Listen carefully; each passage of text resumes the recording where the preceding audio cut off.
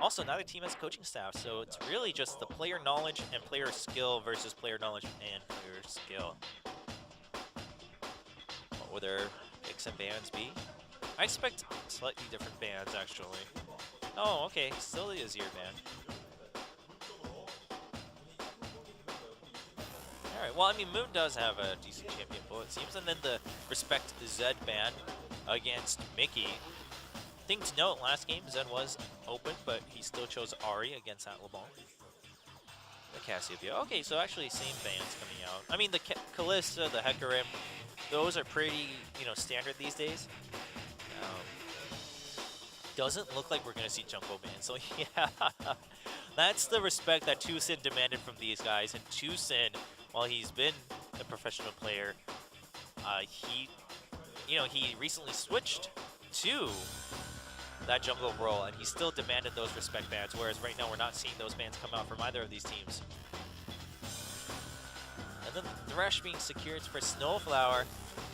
He had some good plays on his own, but really Ignar just wrecking from that bot lane. Thresh is also just a safe first pick. I mean, jungle picks can be really important. We saw Bengi obviously really prioritizing that Rek'Sai, but once you have Rek'Sai and Gragas open, again, unless you have a very specific comp that you either want or really want to avoid Gragas for because of his ultimate, then, you can just pick whichever one is left over. Also, despite his ultimate being like that, Gragas has so much other utility and strength that at the same time, even if his ultimate isn't the greatest for you, you can still make it work. The body slam is really good. He's really tanky. So I can dig the Thresh pick. The rest of the open champions are pretty give or take, right? And alright, Janna being picked up. I mean, Janna has always come and gone in the meta, but generally lots of displacement is really good as a support. The biggest worry is that, I mean, you are pretty squishy and you don't have the best escapes yourself, but again, with that displacement, if you're quick on your fingers, then you can really make it work. The Lucian Thresh combo is going to be really solid. Jinx is open, but Jinx can be very open to ganks also. So Lucian going to get picked up. And, okay, Corki maybe. People avoiding Jinx quite a bit. I mean, gank 0, Jinx is open, but picks up Corki. He's played Corki a lot too after Jinx, so going for a little bit safer of a play here. I mean, it is the first set. This is still a best of 3, so I guess you have no need to go all out.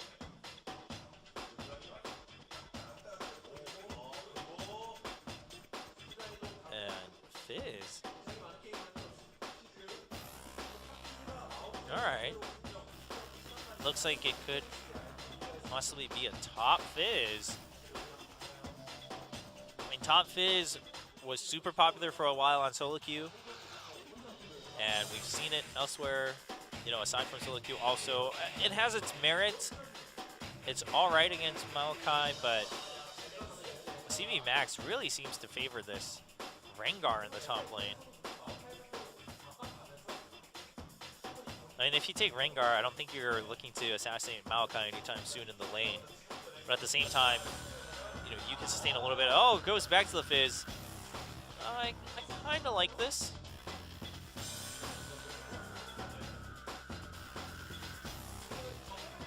And then LeBlanc going here in the mid lane. The Morgana being banned out, the Cassiopeia and the Azir also being banned out. Gives a little open space for LeBlanc to work in that mid lane. We'll see what he goes for. Oh, the Kassadin. Will Moon lock it in? Well, I guess it's Boku, but for Moon. Or Cho'Gath. Okay, I mean, Cho'Gath generally, the biggest merit is good against assassins. Is pretty tanky, has a AoE silence. All right.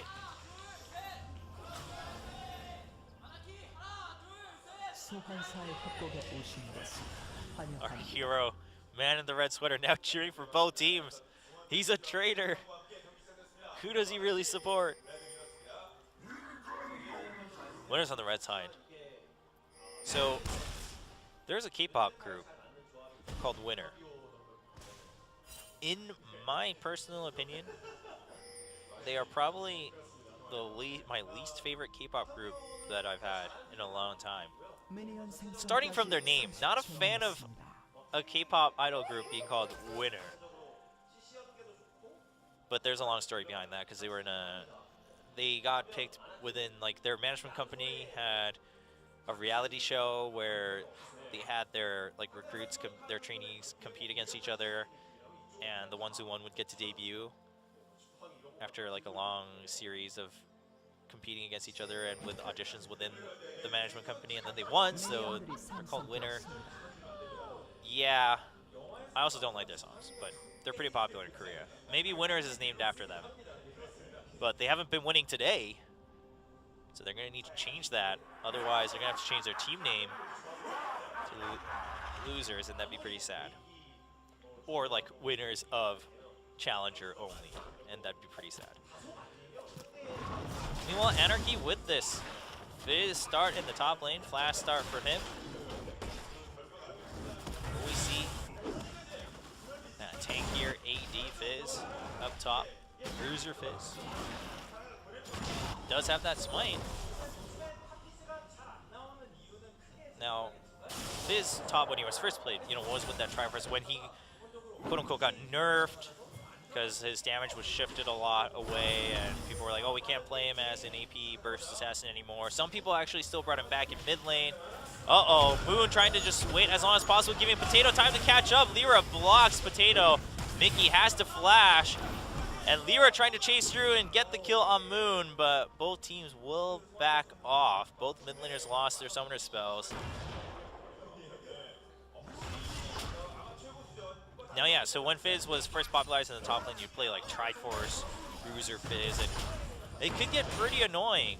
Sometimes going down to Blade of the Ruined King, and he'd do a ton of damage to you, while being pretty hard to catch because you could still get the cooldown with Frozen Heart and things like that. Frozen Heart not going to be too useful for him this match if he does go that route, because there's practically no AD from Winners. Actually, yeah, there's really practically no AD from Winners. So you're going to need a lot of MR from Anarchy, most likely. Locket of the Iron Solari. Winners trying to pressure down here in the bot lane. The Lantern not going to matter because Sang Yoon goes forward with the dash and the flash exhaust onto Snowflower. Lots of damage onto Thresh. No kills, but Summoners burned from both sides. But the most important thing is both Anarchy players lost their flash.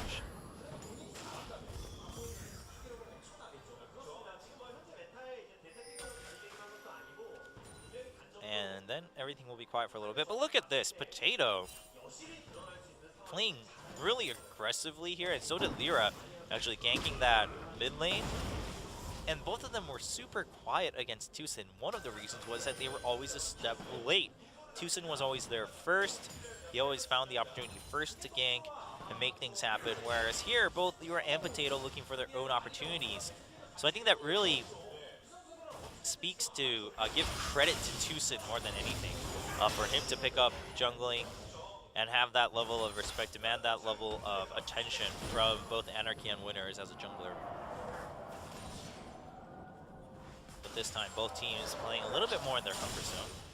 Obviously, also to note is that, yeah, for both teams, it's their first time in the booth. Not going to matter as much when both sides have that situation, but, yeah, you could argue that maybe that mattered a little bit against LZIM also.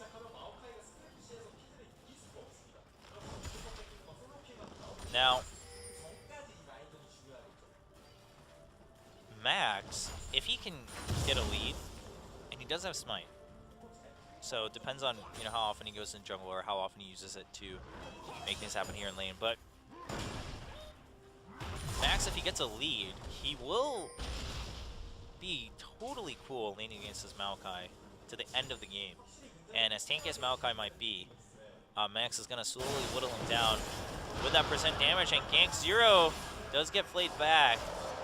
But a nice Howling Gale from Jano will save Winners for now in that bottom lane. Gank 0 pretty low on resources though. Both health and mana. While Snowflower's kind of low, Sangyun's completely fine, so he's trying to trade a little bit. Winners did see Lyra there, so they're just going to go ahead and get the crab. And Potato just hiding away from Lyra. Oh, wow. Lyra doesn't see Potato. Potato might be coming back in here. Bo3 does get caught, but Potato comes in. And Bo3 is going to flash back out. Gangster puts on a lot of damage. Sangyun will go down. Snowflower tries to stay to pick up a kill. The Ignite ticking, but there's the shield coming in from Bo3. Potato, can he get another body slam? He gets the slow. Body slam to kill Snowflower. And a 2-kill lead for Winners.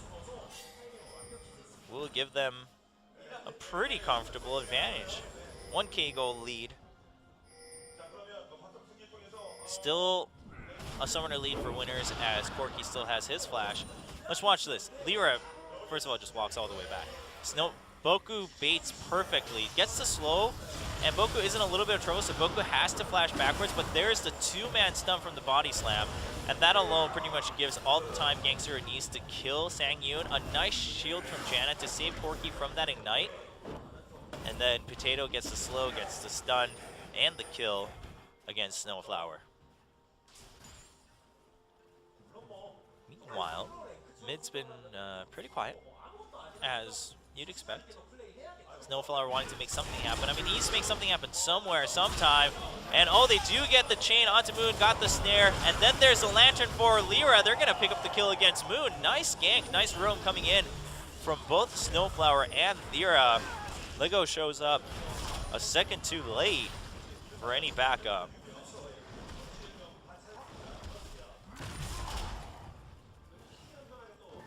Now, with Lego coming all the way down bot, though, Max is just going to be able to farm patiently and maybe try to waste at least a couple CS away from Maokai. Yeah, it looks like he'll have to waste half a wave or so. Potato will pick it up, though. So not wasted for the team. Someone's going to get all that, but... And so Maokai's just going to spend this time to go home since Potato's there anyway, and he wasn't going to get there in time. Max did go for the Skirmisher Saber, so... he's already going to start being pretty happy about dueling. And Lego should really watch out for that. He only has a Catalyst right now. I mean, it's not the worst, because Skirmisher Saber in and of itself is not the scariest item, but then the true damage from the auto attacks after the smite is what's going to matter a lot. Snowflower really trying to redeem himself. I mean, sure, he had a nice roam in mid lane, but really still trying to look for some angles here in bottom lane, too. Not going to find it just yet, but Sangyun is doing quite well in lane. So Lego coming in because Max is like, yo, I just want to farm. I just want some items. So Lego going in because he figures he needs to now, because Max is going to go home. He's going to come back with some new items with that teleport. Oh, but they still want to get the gang. Nope. There's the ward clear. So Max probably just going to push up one more wave once again and then go back home.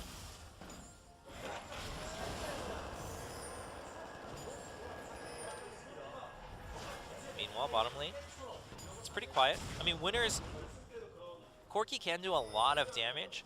A lot of burst, a lot of poke, a lot of AoE damage. So with a good Howling Gale, yeah, maybe Winners can put the pressure down in bottom lane, but at the end of the day, as long as there's not like 3 or 2 levels behind, Anarchy should feel comfortable trying to make something happen since they have Thresh Lucian. Meanwhile, Potato pings to go down, and Mickey is going to get caught. Mickey wanted to go help Lyra gank bottom lane. He's going to have to distortion out. Moon is still chasing. Meanwhile, Bo3 gets caught out by Snowflower. Winners chases Anarchy out from their own jungle. So Mickey and Lyra both will go home. The gank in bottom will not happen. Meanwhile, CV Max finally finding an opportunity to go home. He'll be able to teleport back into top lane after he buys some items. Probably upgrading to his, yep, Cinder Hulk right there. And here we go. Cruiser Fizz. It's back.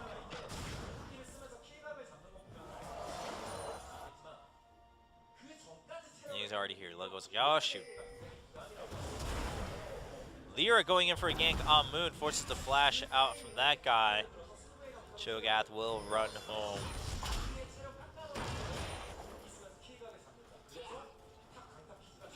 No. Max can try to look for kills at some point. Your ult's on a relatively low cooldown. With your ult, then you can smite them and then auto them all the time. Your ult will also allow for more damage. Dodges the tower shot there to try to even out on the trade right under tower.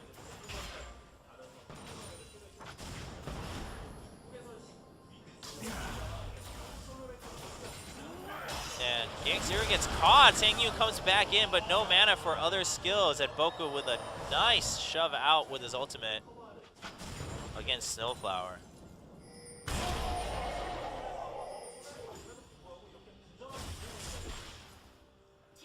Battlecast Cho'Gath is so loud. He always sounds like he's creating a battle cry with his boombox shoulders. Yeah, dive probably not going to be wise against Maokai, even if it is early on in the game. So Lyra backs out. Meanwhile, we do see Potato coming down into the bottom lane, but nice lantern onto Sang-Yoon will help him escape from that lane gank. Mickey losing out on some CS. Could be detrimental, we'll see. Not going to matter too much right now because they're pretty even, but if that keeps happening, Moon will start to catch up. Ooh, Dragon Ping's coming in. I wonder from which side. I'm going to assume Anarchy. Looks like maybe Snowflower just wants to go ward it at the very least.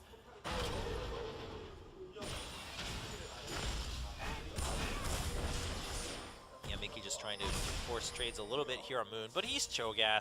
He won't get bursted down too easily, at least not yet, until Mickey has more levels and more items.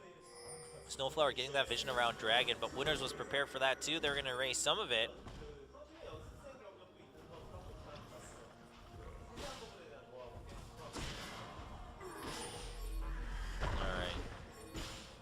Winners successfully erasing most of the vision away from Anarchy. Anarchy still has that one ward right in front of Dragon, so they know if it happens, but not too much to set up aside from once it already happens, like having the knowledge afterwards.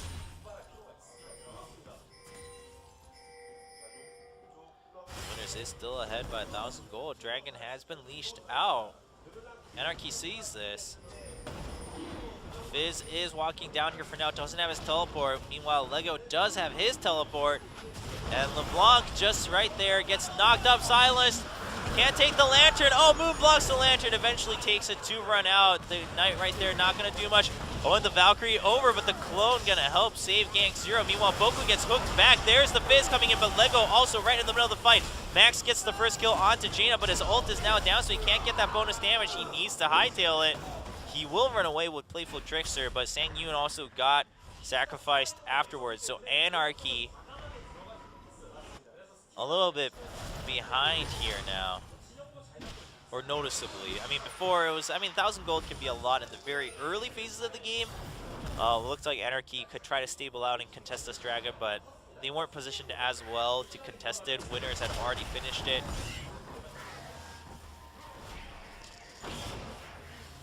Winners now with a 2K gold lead and feeling pretty good.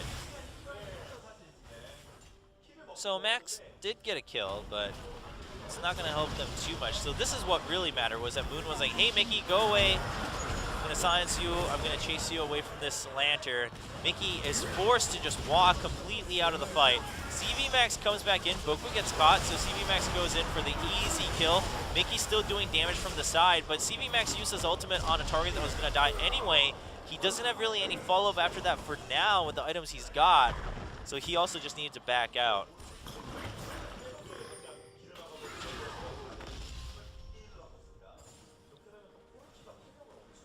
Now, wow. Look at this bottom lane. Corki 202, Trinity Force and Vam Center completed. Pretty big power spike for him. Meanwhile, Lucian still looking to finish that Infinity's Edge. Nice hook from Snowflower. Some damage onto Gang Zero. Not all the skills are going to connect though, so you got to watch out. There's a teleport coming in from CV Max. CV Max wants the skill, and he's going forward, and he gets the ultimate onto Boku. He already used both the skills, but there's the smite.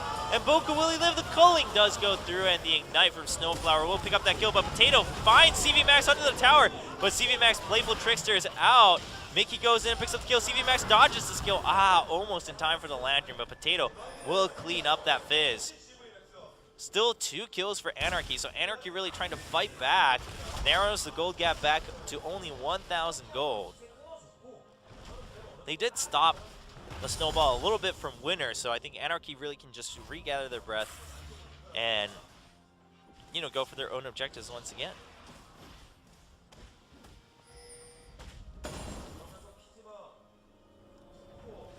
Now Fizz working towards that Trinity Force. Is waiting for some potions. Doesn't have the finished phage just yet.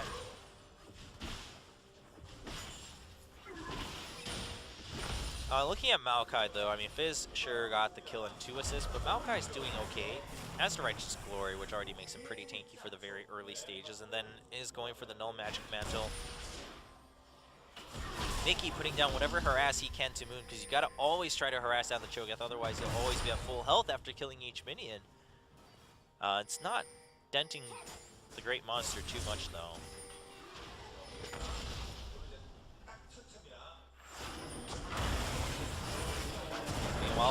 Meanwhile, Sangyun gets caught out. Exhaust onto that guy, and another kill for Winners. And looks like Potato got the red buff.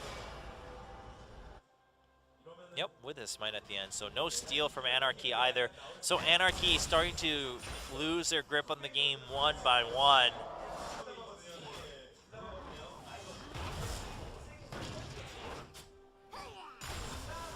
CV Max kind of 1-0 for Anarchy at this point. I mean, LeBlanc's doing okay. But look at this, right? He can try to keep even with Lego. Look at this. In fact, he can just kill him, right? He was already at, what, maybe a little over 1/3 health, and then while we were watching Thresh walk up, he's down to 100 health. Gets killed with that last auto attack. This is the strength of top lane Bruiser Fizz. Or just full on like 80 Assassin Fizz. Depends on which item path he chooses. We'll see.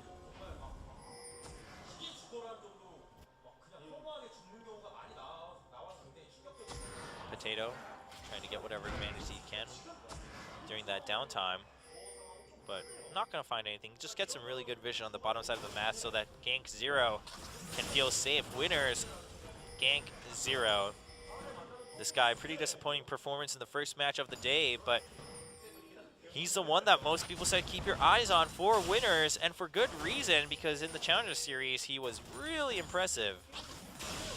Over 30 kills in the 3-0 win against Zenix with only 3 or 5 deaths and a couple of assists to add on to that. Impressive, impressive KDA. Phage finished with the Brawler's Glove there for Fizz. So CV Max is still prepared to duel anyone 1v1 pretty well.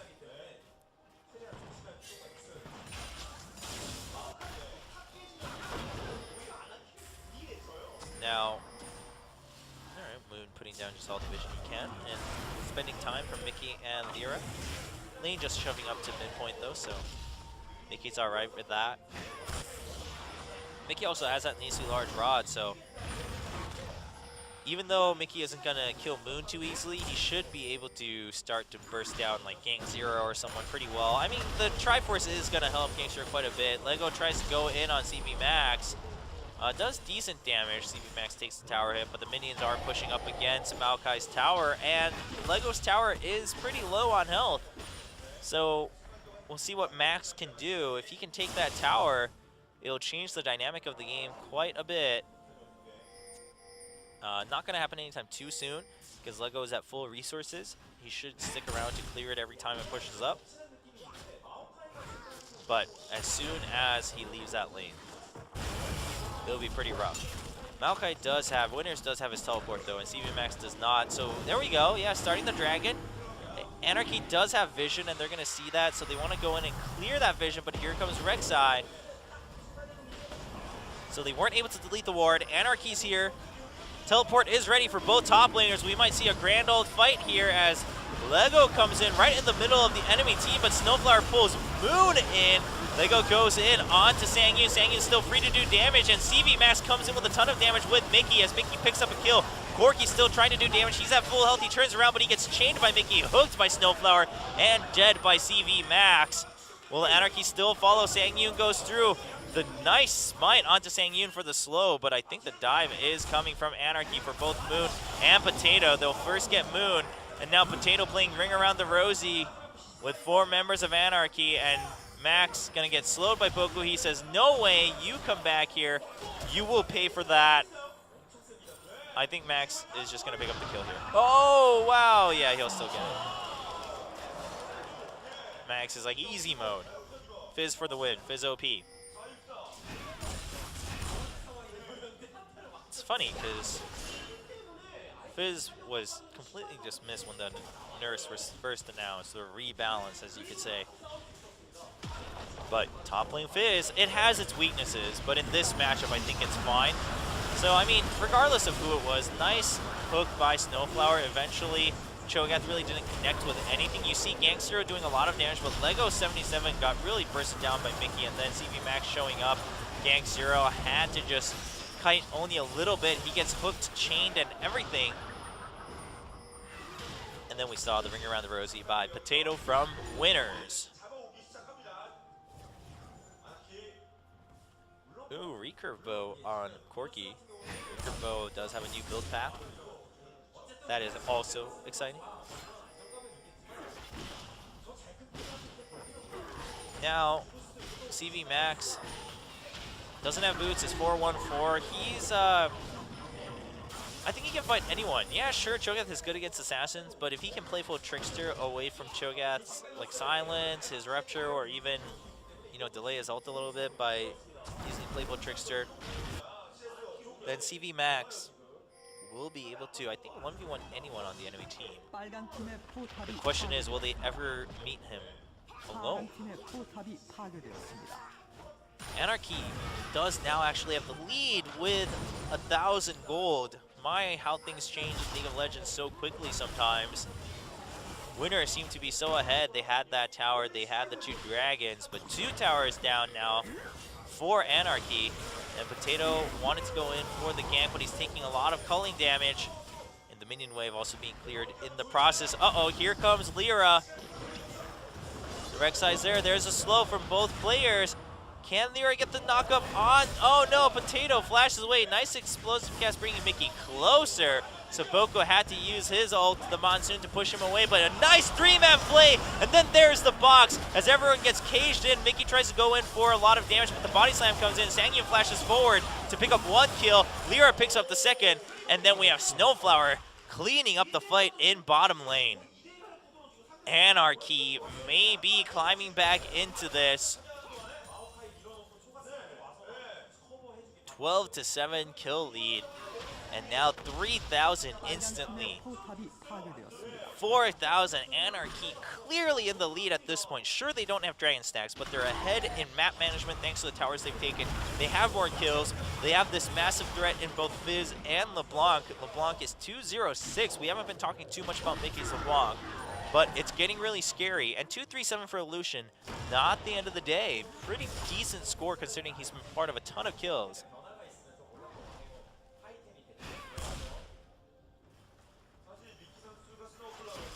Now, Blayla Ruin King finished for Gank 0. 4-3-3.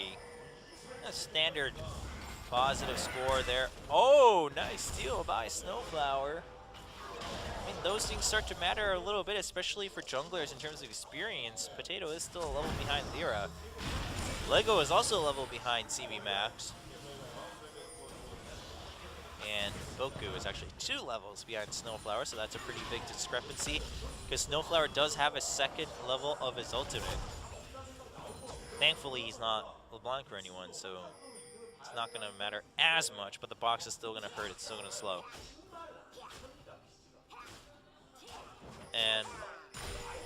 Max, wow, look at that clear. Smites the Grom, gets that buff, he can clear like crazy. We have Lego going in, and Moon trying to follow up. He will get the knock-up Rupture, but Sangyun gets caught out by 3 people. Snowflower also caught out by Moon and Lego 77. The bloodbath is beginning, guys. Anarchy versus Winners. They're fighting for their lives, and we're getting back closer to a tied-up situation here as we reach the 26-minute mark. Winners decreasing the gold gap to only 1.5K all of a suddenly, and only 30 seconds left until Dragon. Will Winners get their 3rd one? They are all going home. They'll be back in time. They have some wards there, so I think they're comfortable just getting some new items and coming back. So here we go. Snowflower got a little too eager. Sangyun had to run away, but he gets slowed, he gets stunned. Yeah, pretty straightforward kill onto Sangyun. Nice skill layering there from Winners.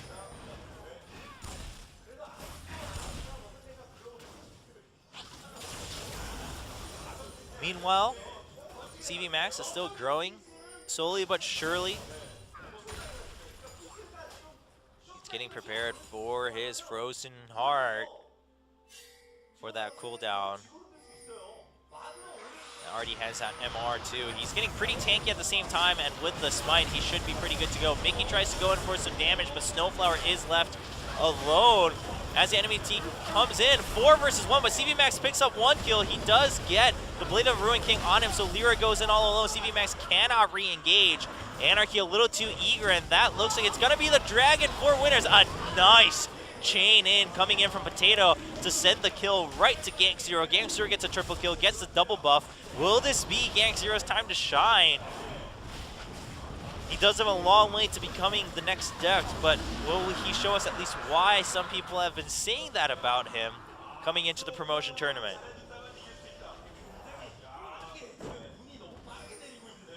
Now, it's it's kind of unfortunate that Mickey was talking about, I told you in his profile, he's like, hey, if Snowflower plays well, we can win. Snowflower getting caught out a little bit, but then again, against IM, it was really just IM running all around the map against Anarchy. So we'll see if Anarchy can pick things back up, regroup a little bit. Viz is still pretty strong, has that Spirit Visage. And a 207 LeBlanc. Would rather have some of those 7 assists on his kills, but regardless, LeBlanc does have 3 core items: the Void Staff, the Merlinomicon, and the Death Cap.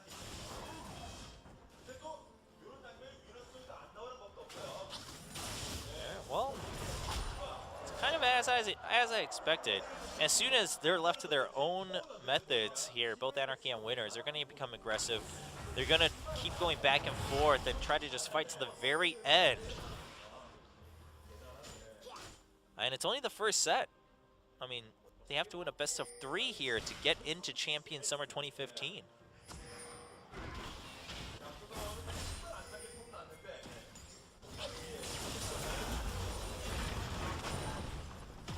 And Max still protecting his tower.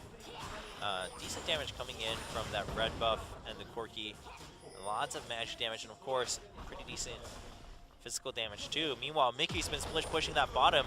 Is he gonna get this tower? Potato shows up, has the explosive cast. Yeah, just forces Mickey to go away. And Mickey's like, nope, I'm back. Oh, wow. Mickey might have committed too much to this. He still has another distortion. He flashes over the wall. Potato trying to follow through. No explosive cast, though. The slow goes on to Mickey. But Mickey drawing a lot of attention from Winners. Gets that tier 2 in the bottom. And will he continue to shove that bottom lane? Oh, he went back in to check on Potato, and Potato made him pay for it, so. Meanwhile, Max takes a lot of damage from Gang Zero, but Max turns things around. A nice Howling Gale and a nice Blade of the Ruined King, though. And Max's Smite was also not activated earlier.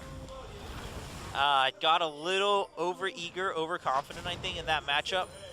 Corki does a lot of damage, especially when he's just got the Triforce and the Blade of Ruined King. Not to mention right now, he also has a VF Sword and a Pickaxe. And you don't have a finished tier 3 armor item just yet for Fizz. Mickey goes in on Moon though, there's the hook, the draw into the box, and Moon will die. Lira took a lot of damage, but Mickey has a lot of his own to dish out. There's a chain onto Lego. Lego also takes about a quarter to a third of its health. Meanwhile, Mickey goes in once again onto Potato and Lego. Potato will body slam out though.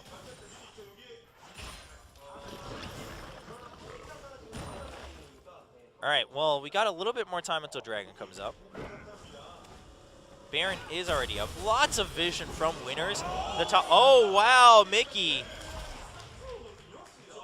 I mean, yeah, I said, you know, 207, sure, he wants more kills, but it doesn't matter. He hasn't died. He's been farming well, and he's been part of 9 kills. Now he's already at 407 since I last said that, and he has another Amp Tome getting prepared. Has that Void Staff for massive burst along with the Death Cap, and the Merlinomicon for obviously some AP, but cooldown and mana regen.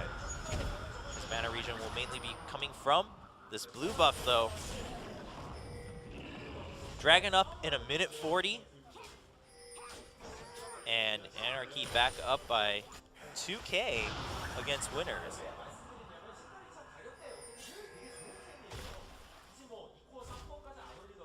And Max chooses not to clear that pink ward. I think he decided he doesn't have time for it. He needs to already come down and help his team. Also just get better vision of his stuff before he leaves that side of the map. Teleport is up for CV Max. Oh wow, his port back home does get disrupted by Bo3's Howling Gale on the Baron. Potato walks by a ward, and they're going to have to use another lens to clear that out. Winners securing vision around the Baron too, and this makes the next Dragon fight really interesting. And we've seen this happen multiple times in the past, where if one team has the advantage in vision on both sides, they can play the game of, hey, which one are we going for, and which one will you either go for and or contest. It becomes a very intricate dance. We've seen that dance go on for long times with certain teams, but doesn't look like we'll see that with Anarchy versus winners. Max goes back in, he gets his ultimate onto Moon. Moon gets hooked back, Mickey comes in, Moon is still at half health. Bo3 with a nice heal. Potato does use explosive cast to zone out the enemy team. Snowflower taking tons of damage. Potato goes in, Snowflower flashes out, but a nice missile over the wall, and here comes Lego. Chasing down CV Max, there's the exhaust, there's the slow from Janna. Gang0 trying to do as much damage as he can. The chains from Mickey keeping Lego at bay. Potato comes in, 2-man stun. Max, Playful Trickster's out, but 4-man Distortion is going to scare winners for a little bit. Chain goes down, Mickey gets 1 kill, Mickey's still alive. Can he go back in? The second Distortion helps pick up a second kill. Lira, Sangyun, and Mickey, are they going to clean up the fight? Potato runs away over the wall, and wow, that last hit from Rek'Sai not picking up the kill on Bo3. Winners doesn't look too happy. Mickey smiling, laughing, pinging that dragon. And Anarchy wins that fight. It looked to be a little bit tough, but Mickey kiting really well with Sangyun throughout that fight. I think also just so much focus being put down on Max because of how much he can do for Anarchy in those team fights right now. Watch this. I mean, Anarchy plays the extended team fight really well. There's the culling from the side. Mickey on the right side of the screen. Sangyun on the left side. We're going to see them funneled in. First of all, Mickey gets saved a little bit by Thresh. And here's Max. Snowflower gets out, and Sangyun's still at full health. Snowflower does eventually die, and they decide to chase Max just because he's also behind and also he's such a threat. Mickey's at half health, but look at how much damage he dishes out from here on out. He goes behind the wall over to the Krug. Sangyun also dashes out, goes back in, 3-4-man Distortion, blinks back out. Sangyun's still also kiting in and out of the brush that Winners does not have vision of. And then Mickey goes in with another Distortion, and then the second Distortion from his ult for the double kill. And then they go ahead, they take the dragon, they take the blue buff, and whoa, what just happened here? Looks like Bo3 gets caught out a little bit, trying to help secure vision. And Anarchy starting this Baron. Max pretty confident that he can help bring it down. I mean, Fizz does have some good damage, but there's a teleport for the Maokai, so Snowflower just goes right for it. Mickey gets a chain on him, Sangyun onto him also with that. Fizz ultimate, Mickey is going to get zoned out only for a little bit. Another chain onto Potato. Potato will die. Sangyun still chasing through. Mickey dodges the knockup, blinks over, gets the double kill, and there's the ace for Anarchy. And will they go for the Baron? I mean, Sangyun is at pretty decent health. Lyra should be able to tank it for a little bit. It's a little iffy, but no one's there, so I think they can just go for it. Yeah, they can juggle the damage pretty well. Actually, they're just really strong. Never mind. Not too worried at all. They'll pick it up. Wow, well, all of a sudden, I mean, it was really back and forth for the first 25 minutes. So, yeah, we saw from right here, the teleport coming in, I mean, a little bit too far ahead for Lego. And with Maokai down, Winners was basically running away. First of all, Lyra puts really good focus onto Gank Zero, knocks him up and just stays onto him. Look at Mickey, dodges a knockup, and then flashes forward to make sure they kill that Corki, because Sangyun was already on to Moon. Now a Baron buff onto Anarchy. 9-0-10. Was 2-0-7 not too long ago. He's part of 19 kills out of 23. That's pretty crazy.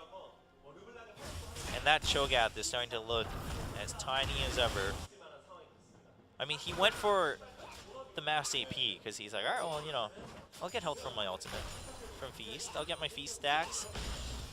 And then I can also burst people down. But it doesn't matter, because now LeBlanc can also burst you down. And Sangyun can just take you down with his Youmu's and his Blade of the Ruined King on top of Last Whisper and IE. Meanwhile, CB Max just trying to trade with Lego 7-7 under the tower, abusing the power of Playful Trickster while you go for that trade. And here's the buffed up cannon minion. Lots of damage from Mickey. Tried to stay as long as possible to get that second tick from the chains. Meanwhile, what happened here? CB Max has basically been diving this tower repeatedly using Playful Trickster. Brought down Lego 77, and here we go. They go for the dive past the inhibitor. Lyra tanking. Uh-oh. He took a lot of damage from those towers. That was a little unfortunate, but they get the top tier 2. They get the inhibitor in mid. Anarchy starting to look like they'll secure this win in game 1. You never know, but they are now at a 10k gold difference, and Gank Zero gets bursted down by Mickey. Mickey, I believe now at around 11-0 and 11 or something like that on his kill score, and Anarchy will be securing the win in set number 1 despite a decent start by Winners. In this best of 3, Anarchy is 1 game away from entering Champion Summer 2015. Plays. You can tell my speech is getting slower, and it's not just because I've been casting so many games, it's also because I'm still a little jet lagged from Florida. It's a wonderful combination this week. But if you really think about it, I do believe that actually the Korean cast and myself from MSI, within a 7-day period, we may have casted the most League of Legends games in a 7-day period. I don't know. I think Manchi Doa may have had more in a previous season. I'm trying to think back, but we've had a lot because we casted every single game of MSI.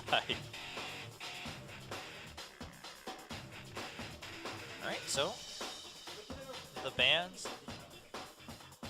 here. I mean, what are you going to ban as your last ban, Anarchy? The LeBlanc being banned out, I think, is fine. For any assassin player, I think it's a solid ban. I mean, sure, like EDG, you can try to leave it open, but at the same time, if you're at similar levels, it is gonna prove to be pretty difficult to shut down unless it's a team effort. Like, you have to pick specifically against it, because the second any of your players are susceptible to being burst down from a max health to 0, then LeBlanc's just gonna keep growing to a point where she can burst down other people too. The reason EDG's composition worked out was because it was hard for LeBlanc to burst down anyone. Plus, they had Morgana to, bind her. They had some other CC, etc. to negate that. So Rek'Sai getting picked up. Rek'Sai is still kind of the favorite jungler by most people. Hecarim is open, finally, against CB Max. So, yeah, I mean, if you're going to go for teleport smite anyway with any champion, why not go with Hecarim? Then there's Sion, too. But, yeah, I don't know. I mean, you have Gragas left open. There's no real need to go for Sion jungle just because your top is Hecarim. Also trying to... Really? Okay. Locks in the Alistar in the last moment and then takes the Sivir too. Perhaps because even with the Scion nerf, I mean, there's Scion 2 and there's Gnar 2, maybe they're like, alright, well, if they take Hecarim, they take Hecarim, whatever. You also have Gragas. I think Anarchy really prioritizing the Alistar here. And the Sivir is always going to be a really sturdy pickup for AD carries. You know, pretty safe, even though you'd have no movement abilities. Well, you have your ult, but you have no blinks, basically. You have the spell shield, too. And your ultimate is so good for the entire team. It's going to be pretty good with both Alistar and Gragas if you pick up the Gragas jungle here. You might as well. I'm going to assume that Anarchy is going to wait for their mid pick at the very end. It usually tends to happen when your mid is your kind of star player, and they can go. They also have a diverse champion pool. If they can play both assassins and mages, you might want to wait to see what the other team's mid laner is going to be. Winners so far have picked up the same bottom duo too. I mean, Gangster played okay on that Corki. It was really just kind of rough. It was a rough game for him. He couldn't do much. He did get caught a couple times, but Lyra, more than anything, did a really good job of zoning him in a couple of those team fights. The Rengar being picked up for CV Max. Alright, so even with the Hecarim open, he says, alright, well, I'll go with the Rengar. In which case, yeah, I think the Rumble was alright. I mean, Hecarim's pretty cool, but against Rengar, too, like, Rengar can actually counteract that Hecarim pretty strong. Are we going to see that Vladimir coming in from Moon? I'm guessing we might. But once again, that's a buttload of magic damage and not too much physical damage. In fact, Rek'Sai might end up doing the most physical damage here on Winners' lineup. Ari, I mean, I think maybe Mickey just wants to prove something at this point. Quite frankly, if he's really confident in the champions he plays in this lineup, composition-wise, like if he's going to play an assassin, it doesn't matter which one he picks. But, all right, Lulu, I think.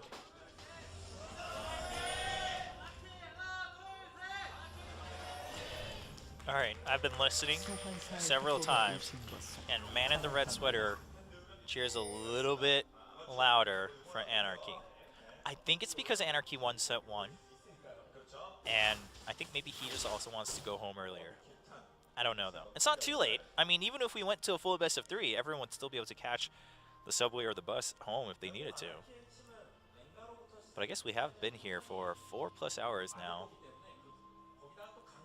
But we've had some fun matches. I mean, they were pretty one-sided for IM, but it was refreshing to see IM play really well, very crisp.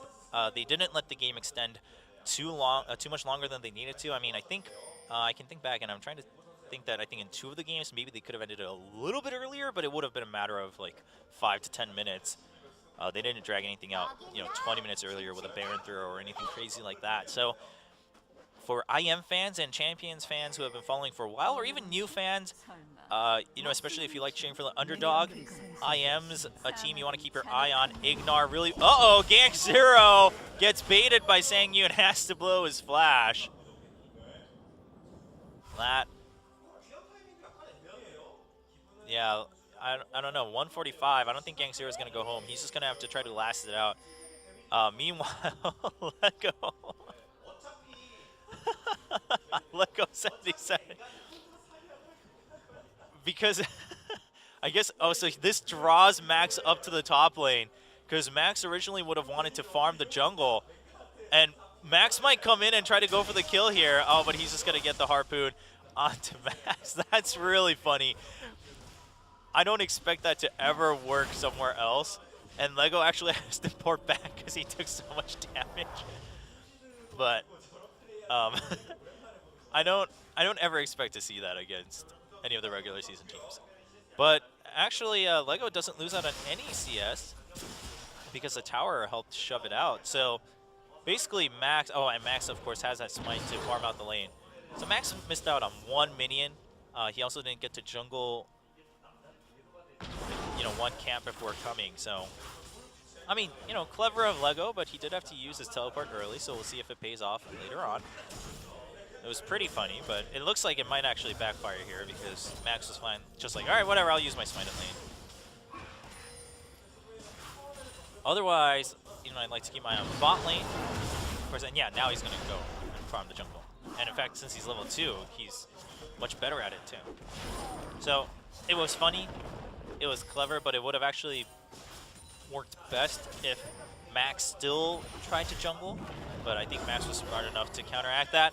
And they know that Gank Zero doesn't have flash, so they're trying to stay in a fight because the teleport's coming in from CV Max, but Potato already came for the gank, so Bo3 gets the first kill, and Max actually just gonna die. That, I don't know. Snowflower and Sangyun, I think, the communication came in from Max, like, hey, I'm teleporting, and they knew that Corki didn't have flash, so they tried to stay and fight, I guess, but Sangyun was already pretty low. They didn't see Potato coming in when the teleport started. I think it would have been best for Max to just cancel that and then just sacrifice Sangyun. He was going to die anyway when Rek'Sai showed up. Actually, maybe not.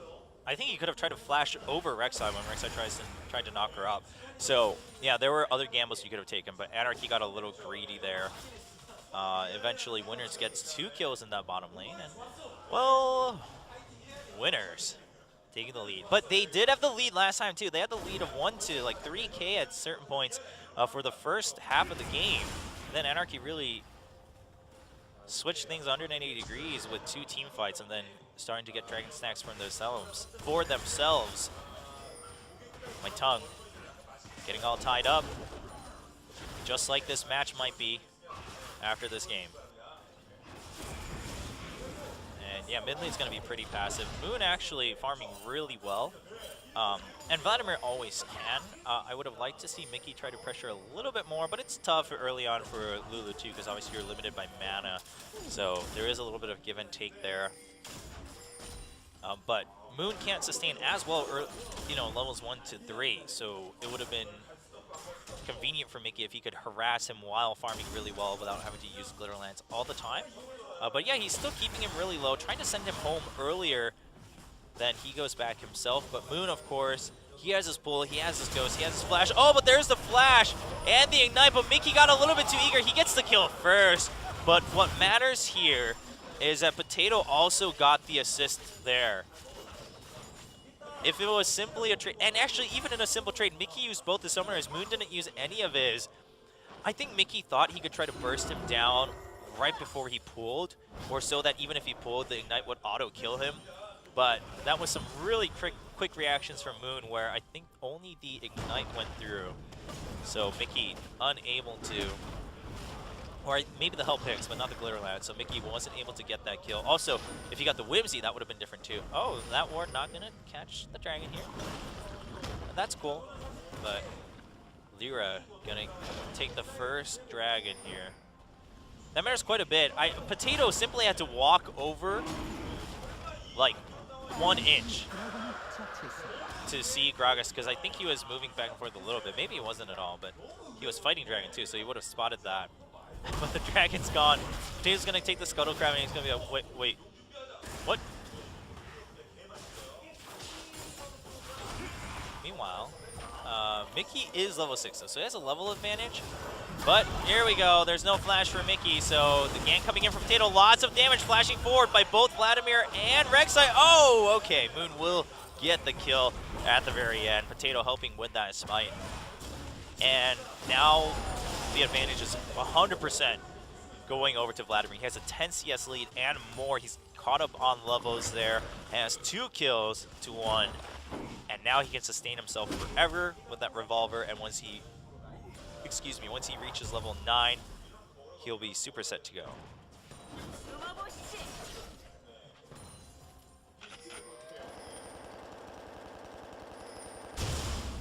Max?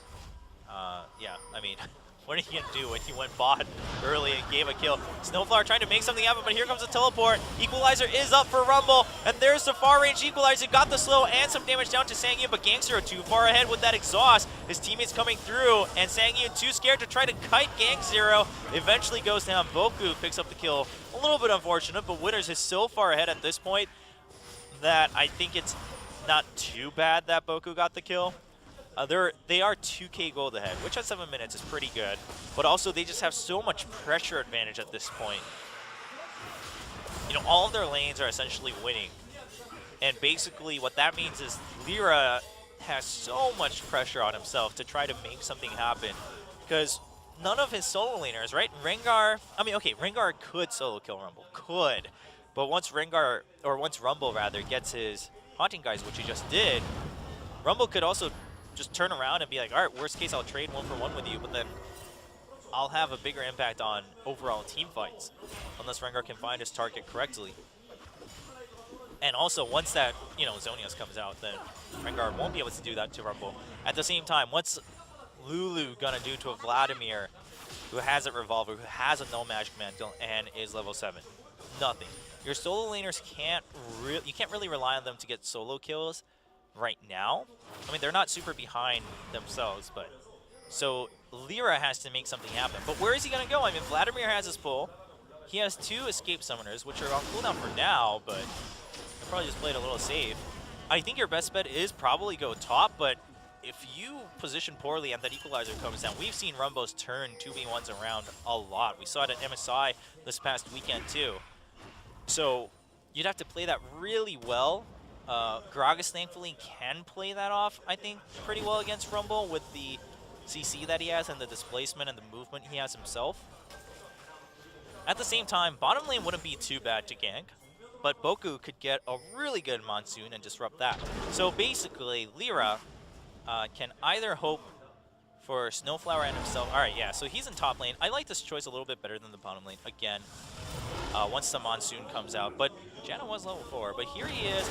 And can he get the snare? Yeah, there he goes. The equalizer comes down, does get hits on both, and Lego trying to position himself really well, but there we go. Explosive cast disrupting him, taking him away from the equalizer so that both players from Anarchy can also step off of it. A pretty simple and straightforward kill for Anarchy. Lyra can't stop there, though. He needs to make that happen again and also keep a better eye on that dragon so that Anarchy can secure the second dragon. But what's happening bottom lane? Nice push back by Snowflower. Will he get caught behind? No, he has his ultimate, so worst case, he'll just ult and live, but he's not even going to have to. Just going to heal and get out of there.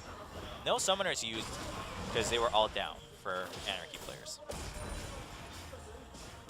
Meanwhile, still no ult for Boku, so I think, yeah, Lyra, all right. Oh, he's actually coming down to mid lane because it's pretty close. Mickey can use Wild Growth. Mickey has to use Wild Growth. There we go. Just wanted to make sure that he can secure the kill first.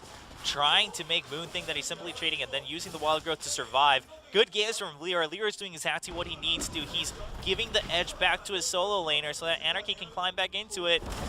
And I fear for Winners because Anarchy closing the gap a little bit. I mean, Winners is still ahead, but Anarchy made it back in and won the game very convincingly in set number 1. And so we'll see how it turns out here. 1 stack for Anarchy too, so worst case, let's say Winners gets the second dragon, Anarchy can just be like, all right, well, it simply means that, you know, we're just playing at the same level we were before, just a little bit behind, 1 step behind. We can still make things happen if we make situations, you know, just outnumber Winners a little bit.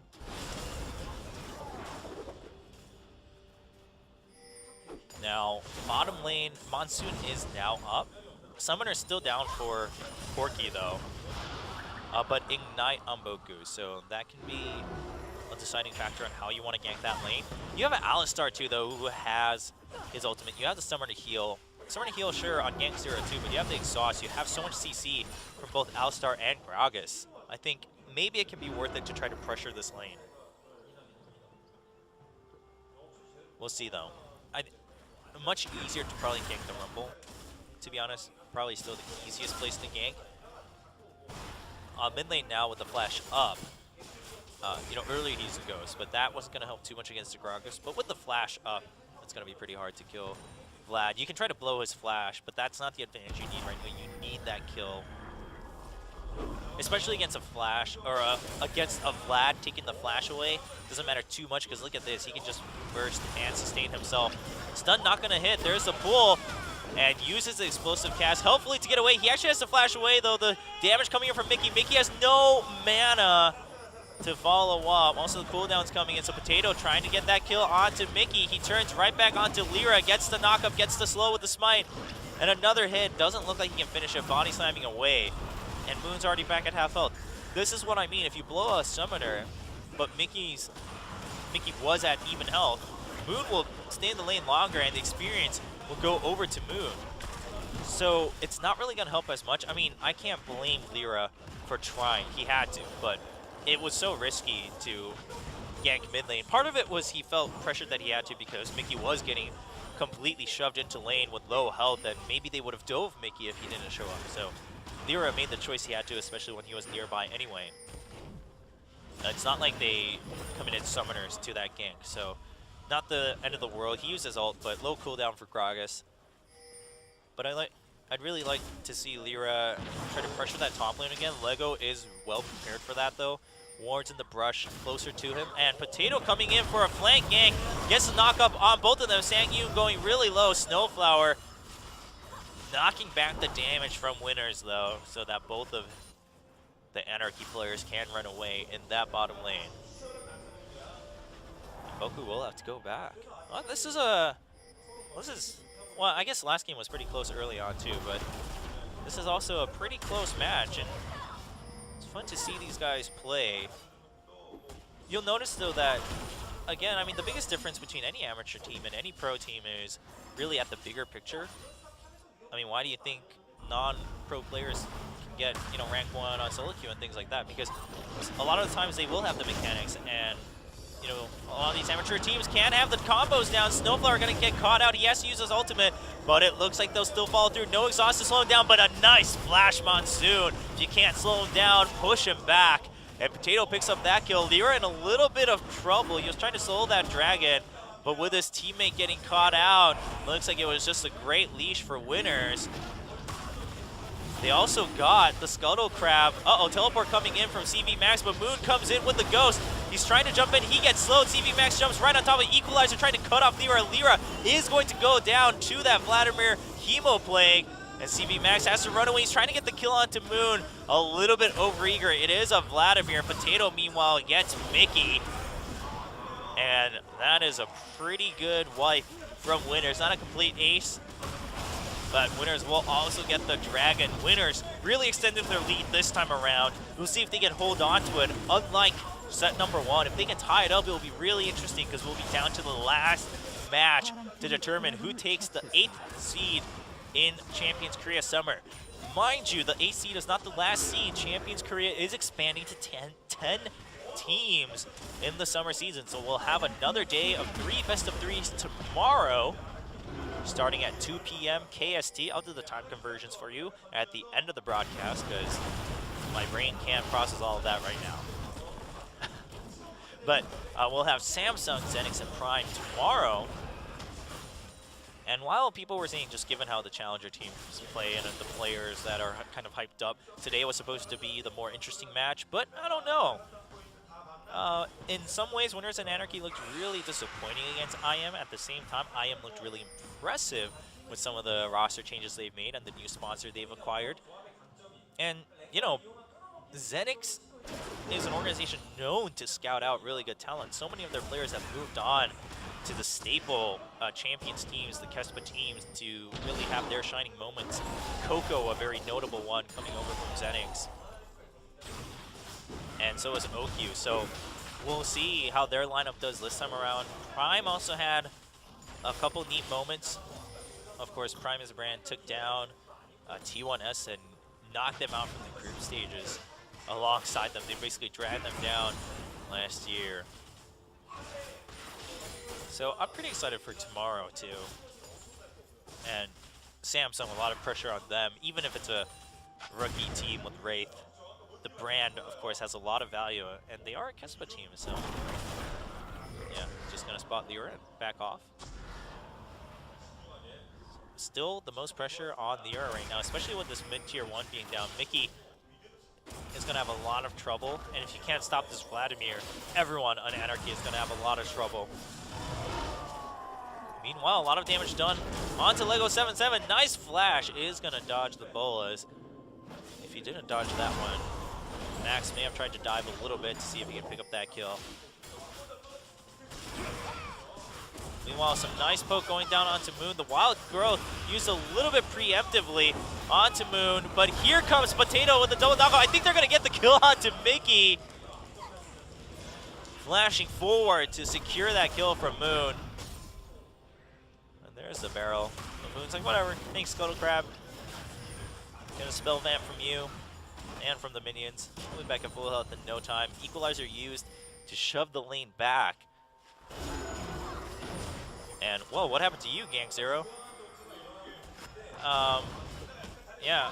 Uh-oh, but Sang Yoon got zoned out a little bit too far for a long time. I mean, yeah, Corki has a lot of damage thanks to the Triforce, but you had Alistar in front of you to block any missile barrages coming in.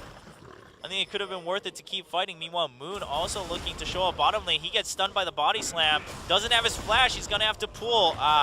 Dodges the knock-up, and by then, the winner's bottom lane shows up. Well, just Janna. We also missed the kill top lane. CV Max got ganked by Potato. Traded kills with Lego. But Potato helped clean that up, and he will take the top tier 1. So Winner is still expanding that lead. Now 6K, 7K with that bottom lane tier 1 also.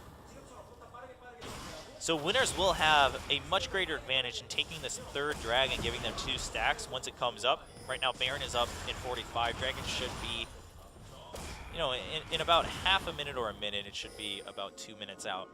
So we'll look forward to that. But if Winners plays this right and continues to shove the lanes, which they should be able to with the likes of Corki and Vladimir, they'll get the vision advantage. I mean, look at the map. Blue wards everywhere. So Winners will get that advantage, vision advantage, and probably, all things go as planned, take that third Dragon. And they might be looking to snowball that to a tie to go to the last game of a best-of-3 for that 8th spot in Champions Summer 2015 to join legendary teams like SKT T1, CJ Entis, and GE Tigers, and Not Genie and Fire, and Generic Ringwings, and KT Roaster. I felt bad leaving those names out because, like, KT Roaster won a Season of Champions. Najin actually won a Season of Champions in the past. Jin Air did not, but they have GBM, who's super cool.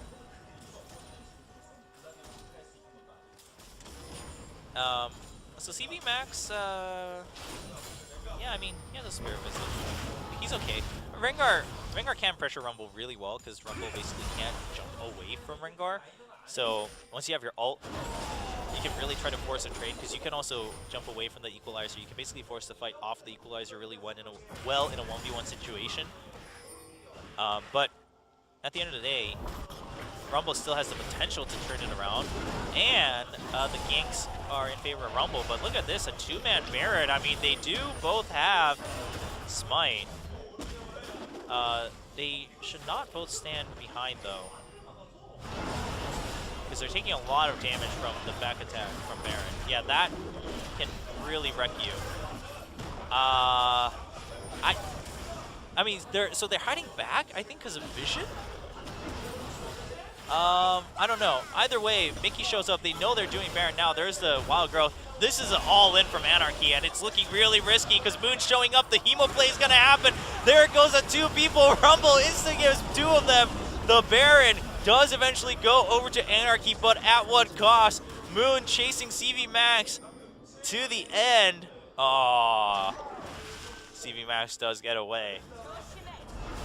Snowflower lives? Nope, there's a flash knock-up. Potato gets that kill, gets the smite onto CV Max. CV Max does regain some health, but Rumble just incinerates everyone from behind. And not worth it for Anarchy. They got aced, no one got the Baron buff. What you basically did was deny a Baron that wasn't gonna happen for Winners. I don't think they had any plans to take that Baron this soon. I mean, okay, so they were lacking a lot of damage to begin with because Rengar didn't build any damage either. He also went for Cinderhold alongside. He didn't go for the Warrior Enchantment, so they really had no damage. At the same time, you can't both stand behind Baron. Those spikes will come up so often, you'll take so much damage from that. Because if you stand in front, some of the other AoE damage, like you can dodge because your skill shots are telegraphed, but with the spike, like you can't. It's just the entire backside of Baron takes damage. I forget which match, but we had that happen before too, I don't know if I actually don't even remember if it was Korea or if it was a different region. But you can't do that, right? So basically they took too much damage, which required Mickey to show up, and Mickey showing up gave the all-tell for Moon to go in alongside Lego. And now winners have a 10K gold lead at 23 minutes. And we'll most likely go to the third set in a best of 3. But hey, at least that makes it interesting. Probably makes it a little bit too nerve-wracking for these players. But winners isn't going to complain because they're already down 1-0. Anarchy probably not feeling too great about that. I'm really not a fan of the Rengar pick. I mean, the only one that I would really respect to do that these days is Trace. I mean, yeah, with the smite and everything, yeah, you can argue that there is some merit, but also in general, Rengar, except for a short period of time where he could really hard carry games on his own, it was all about him with a team comp, right? Something that worked with Rengar. And sure, you have Lulu and Orianna, but you haven't even grouped. So that's really not helping you out either.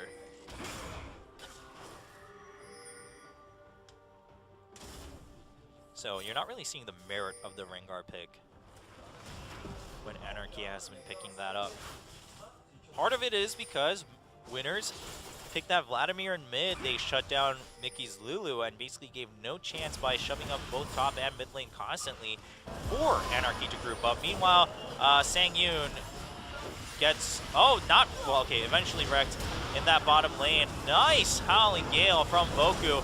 But, from the brush, jumps back on the game 0, but there's an equalizer onto 3 people. Eventually, you're still going to see Corki go down, and the Wild Growth onto Lyra. Snowflower is going to not die with his ultimate. Lyra also finally going to dodge a wave with that damage reduction. Meanwhile, Lego is, yeah, he's going to be fine. Oh, actually, never mind. There's a Howling Gale coming in. But so tanky. I mean, this is why you build Bruiser Rengar, because you still do a lot of damage, but at the end of the day, Moon is alive and well. And he's threatening Lyra. He's like, hey, I can stand under tower and still be a threat to you because I can spell vamp and then pull. So, I guess Anarchy got whatever advantage they could from that fight. But they still lost the tower. They still gave kills. Yeah, I mean, when you're that far ahead, on paper you could be like, oh yeah, but they still got kills, they still got even number of kills, which means they did really well because they should have gotten stomped. True, but you also gave kills to Vladimir, so not really gonna make the biggest difference for the outcome of your game. And hello, Sang Yoon. 0-5 and 2 Sivir. Did spell shield the knock-up though, so good for you. Yeah, all things considered, winners has to throw this game for Anarchy to come back. That's been the case for, I mean, generally how League of Legends goes overall. When one team has a lead, they have to make the mistakes. But it's also because Anarchy's team wants to fight. Like, their composition wants to fight. At the same time, so does winners, and Sang Yoon, his exit gets denied by everyone. First equalizer, then the Corki. CV Max has to run away using his ultimate, and Lulu coming in to help with the save. The slow coming in from Gragas over the wall. So winner's just going to keep shoving that mid lane. Oh, that was so mean against Sang Yoon. Hey, I'm going to go this way, equalizer. I'm going to go this way, Valkyrie. Really no exit. Lego just going to tank that tower. Probably not for too long. Yeah, it does hurt. Janna ultimate used so that he can keep sieging here. Been a while since we've seen that happen. Used to happen all the time, but they're going to take the inhibitor too. Winners will back off. Baron up in 120, Dragon up in 130. And winners, they're all pretty healthy too, thanks to Janna's ult. So I think they might just go ahead and take one of these objectives, or at least try to catch Anarchy as they rush in to try to defend one of these objectives for themselves. We'll see. Winners is split, so they're not going for any of these objectives. I mean, they could go for Dragon, I guess, with Janna and Corki, but Janna's going back home. Not sure what, I think Corki's doing blue, yeah. And then trying to go for that red steal.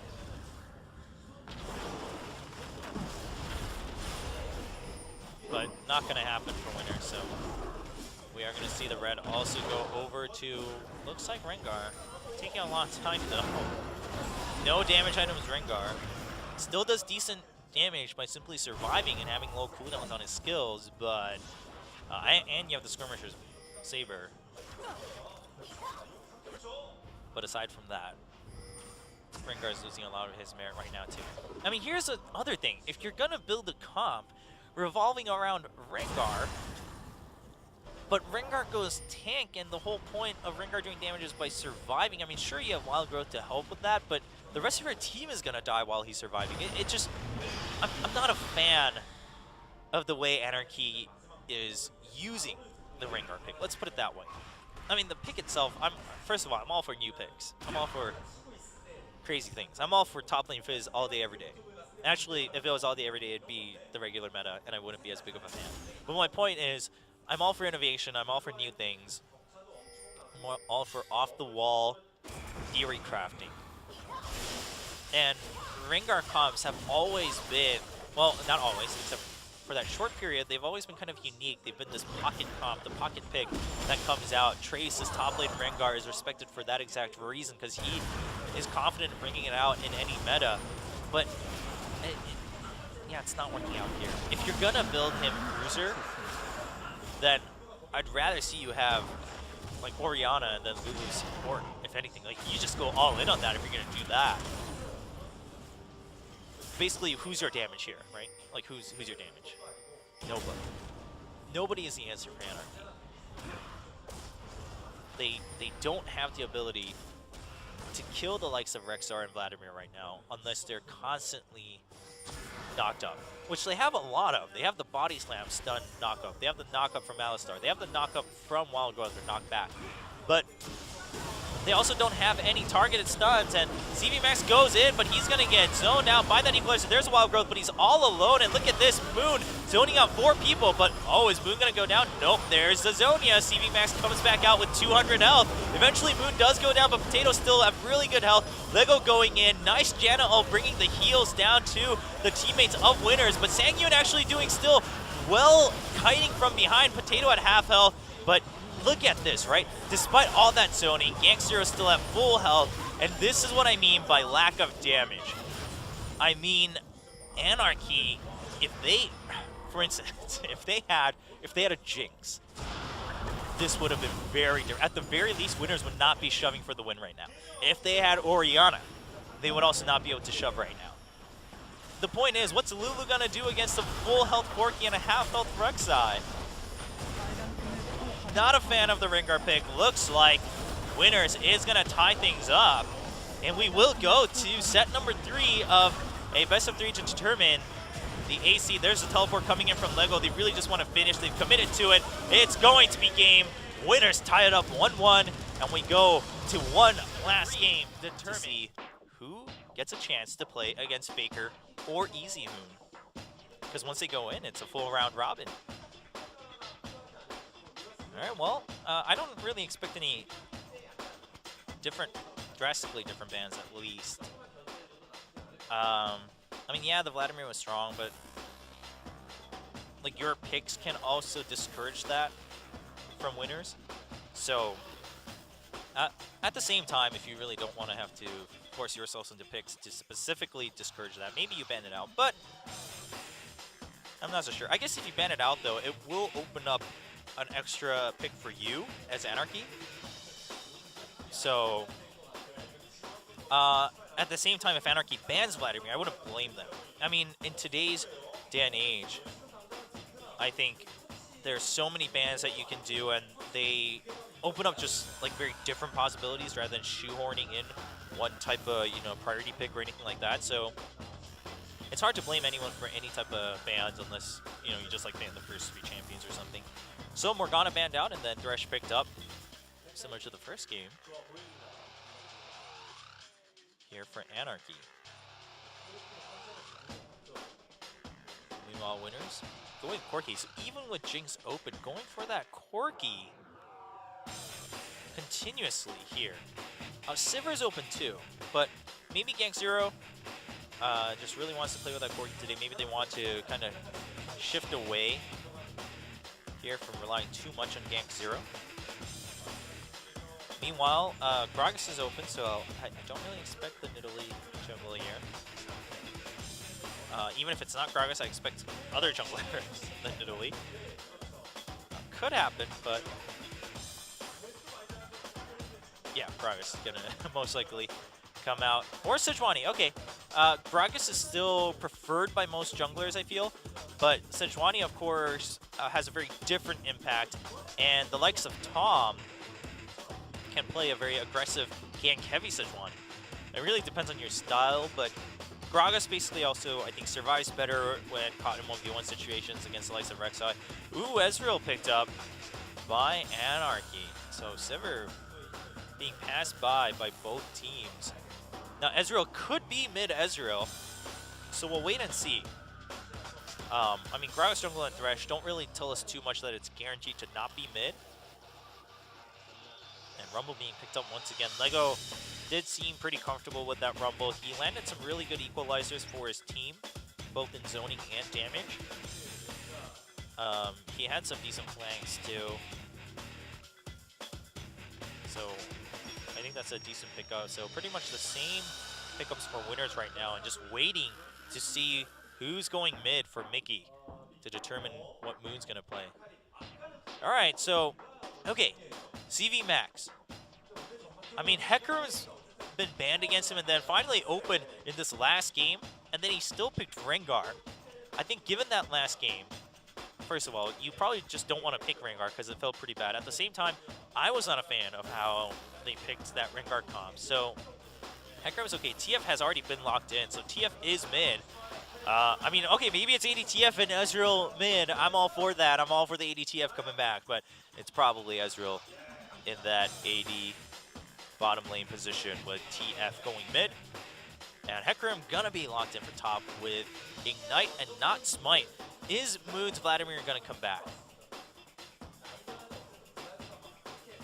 It's fine. I mean, again, similarly to Lulu, sure, TF has a different, in some ways, much greater impact once you end up.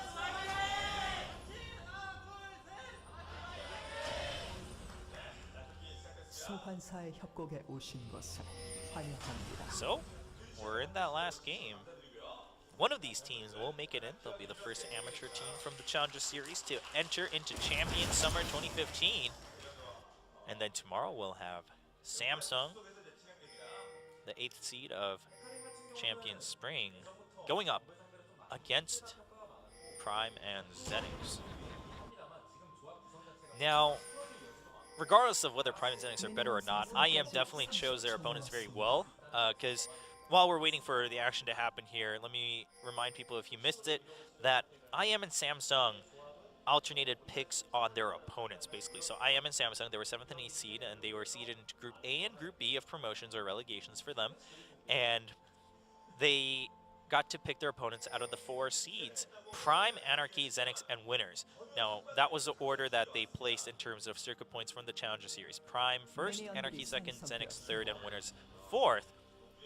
And while Anarchy and Winners were kind of hyped up by a lot of people, I think partly because they're also completely grassroots teams compared to Prime and Zenix, but they, you know, IM chose, shoot, I believe it was Anarchy first, and then, oh, actually, maybe Winners first. Let me try to remember that. Yeah, they chose Winners first, then Samsung chose Prime, and then IM chose Anarchy over Zenix, and Samsung got left with Zenix in their group, and IM convincingly finished both matches 2-0, so IM now back in Champion Summer 2015.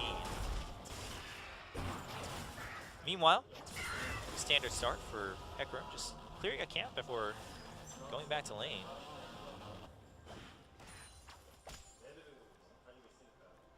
Rumble not shoving it too hard though, so probably gonna miss out on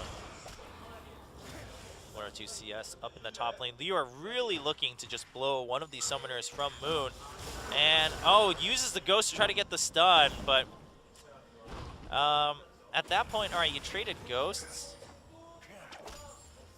That's, yeah, I mean, basically, Moon didn't really lose out on too much. and he can just keep surviving the harass here. TF's harass at level 1 through 3 is not the greatest. So Mickey's really just trying to shove things up here. Meanwhile, Potato hasn't really done too much other than go through his routes.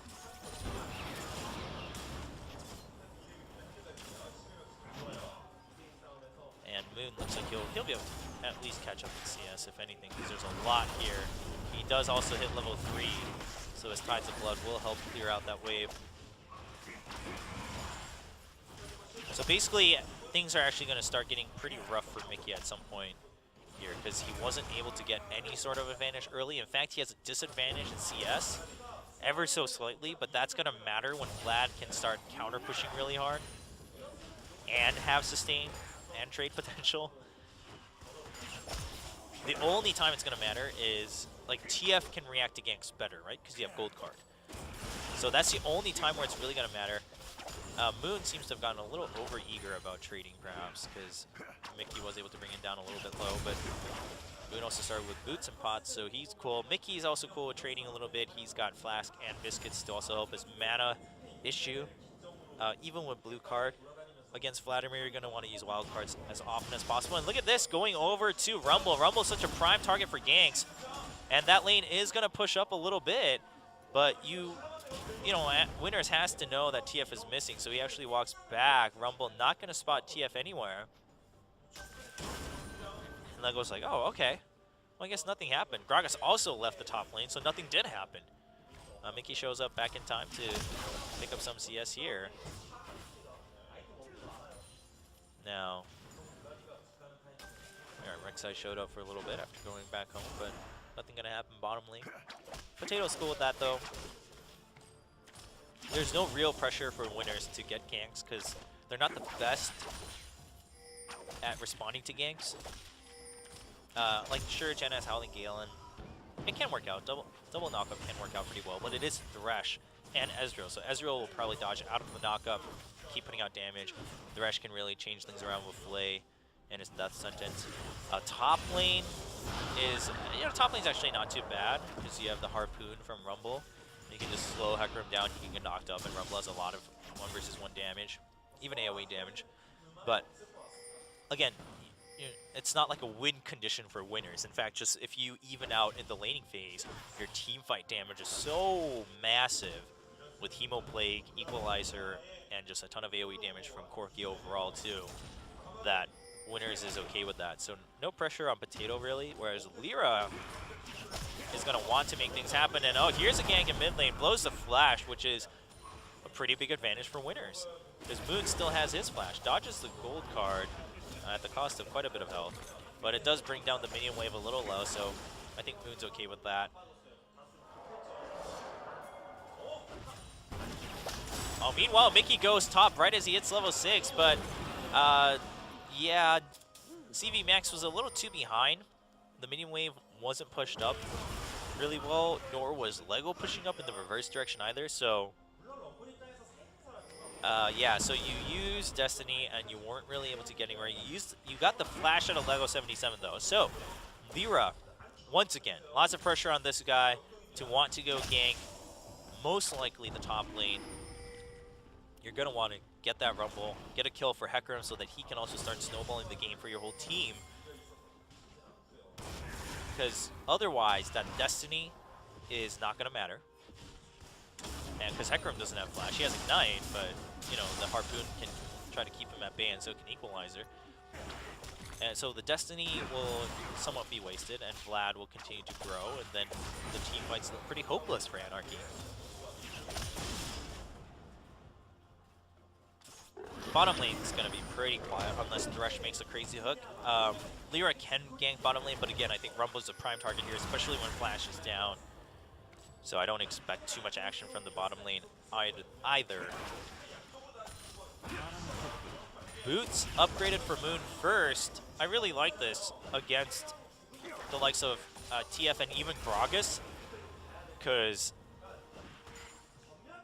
Gragas, you know, his body slam isn't the fastest gap closer / stun, and also basically just more mobility when you're against champions that are very skill shot based and or distance based in terms of, you know, keeping their distance very accurately for their autos, aka auto spacing. I actually like that term, just for the record. I think it's pretty self-explanatory, but anyway, regardless of that, you know, TF again, it depends a lot on his wild cards and pick a card. And if you have a huge mobility advantage, which you're going to, if you have double or, you know, your upgraded boots and no boots for Mickey, then you're gonna have a really easy time dodging the skill shots from wild cards, and you're gonna have an easy time keeping your distance from the gold card or the red card coming in from Mickey. And that means you can also go, you know, in and out to trade pretty efficiently with your own skills. So I really like this choice from Moon. You're not too eager to upgrade your revolver right away, because TF right now, I mean, he has a Sheen, but it's not the craziest burst you're going to see in mid lane. He's not an assassin. He's not meant to be. So Moon can just go in, Tides of Blood, Transfusion, get out before he takes too much damage or something like that. See, so he's trying to get that done, especially with Tides of Blood. He missed right there. The distance wasn't quite close enough, but the threat is there, and basically he can stay safe. Potato, it's all the way to the Dragon Pit and keeps Mickey at bay. And he will take the Raptor. He gets the buff from it too. Burrows right away in fear of explosive cast coming in. Snowflower doesn't get that play, and Anarchy bot lane in some trouble. Some poor trades going down. Corki hit level 6, and that's a lot of damage available for the winner's bot lane. Lyra had to use explosive cast defensively. Potato also has his upgraded Cinderhold.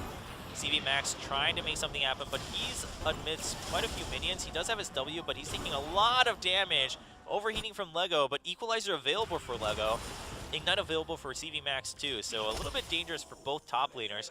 I don't expect anyone to commit too much. Hecarim does have his ult though, so maybe we'll see him, you know, go for a dive, ult, E, ignite, and then try to get out. Although, I guess then you don't have an escape, so you wouldn't do that either. Dragon going over to Winners. So Winners playing it really well. Again, they prefer the slow game in this matchup. At any point in time between two teams in League of Legends, one team will always prefer the slow game. Or I guess I don't mean that they prefer it over other methods per se, but relatively speaking, compared to the enemy team, they're like, all right, well, this is cool. And Winners is that team right now. And quite frankly, I think they prefer the slow game over a risky game. I mean, sure, any team is going to prefer the 10-0 at 10 minutes, but you know, we're not talking about extremes here. We're talking about overall big picture strategy. So Winners, they don't actually have a gold lead despite having that dragon, because Rumble is actually quite a bit behind in CS. I think that's the biggest thing here, because we don't have any other kills. But Bo3 does get caught. Monsoon available, but not the ideal positioning for that. Lyra takes the lantern, does get the body slam onto both members. Explosive cast not going to bring Gang Zero back though. A little bit unfortunate that they couldn't get the double kill there, because if he used explosive cast, even with the flash, I think Sangyun would have been able to also get one more hit onto Corki. But regardless, good gank coming in. The body slam picking up the kill for Lyra against Bo3. And also assists all around for Sangyun. Sangyun gets caught out. He does Arcane Shift out. And what is this? Gragas was still here. Here comes the TF. Potato's going to get caught with the gold card.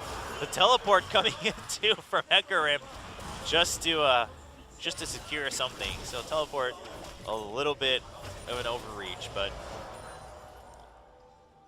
Anarchy turning things around. So Winners wants the slow and steady game. Anarchy doesn't, like their name says, they want anarchy in this game. They want some chaos. They're creating that right now in the bottom lane, and that gives them a very slight gold lead. But what it really means is they need to transition this 1K into something greater. And at 12 minutes, like 1K is a good lead. It's not the craziest, so you really have to work to make this mean something more than simply a 1K gold lead. Because if you only have, say, a 2K gold lead at 20 minutes against Winners team comp, then I think Winners will still feel pretty good. about how the game's going for them. Especially because Vladimir and Rumble are growing so steadily. You know, Potato is the one who died, and it's not even Gang Zero the one who died. He's still even on CS. He has his Phage, and he's merely a couple hundred gold away from a Triforce. Anarchy really needs to work for more here.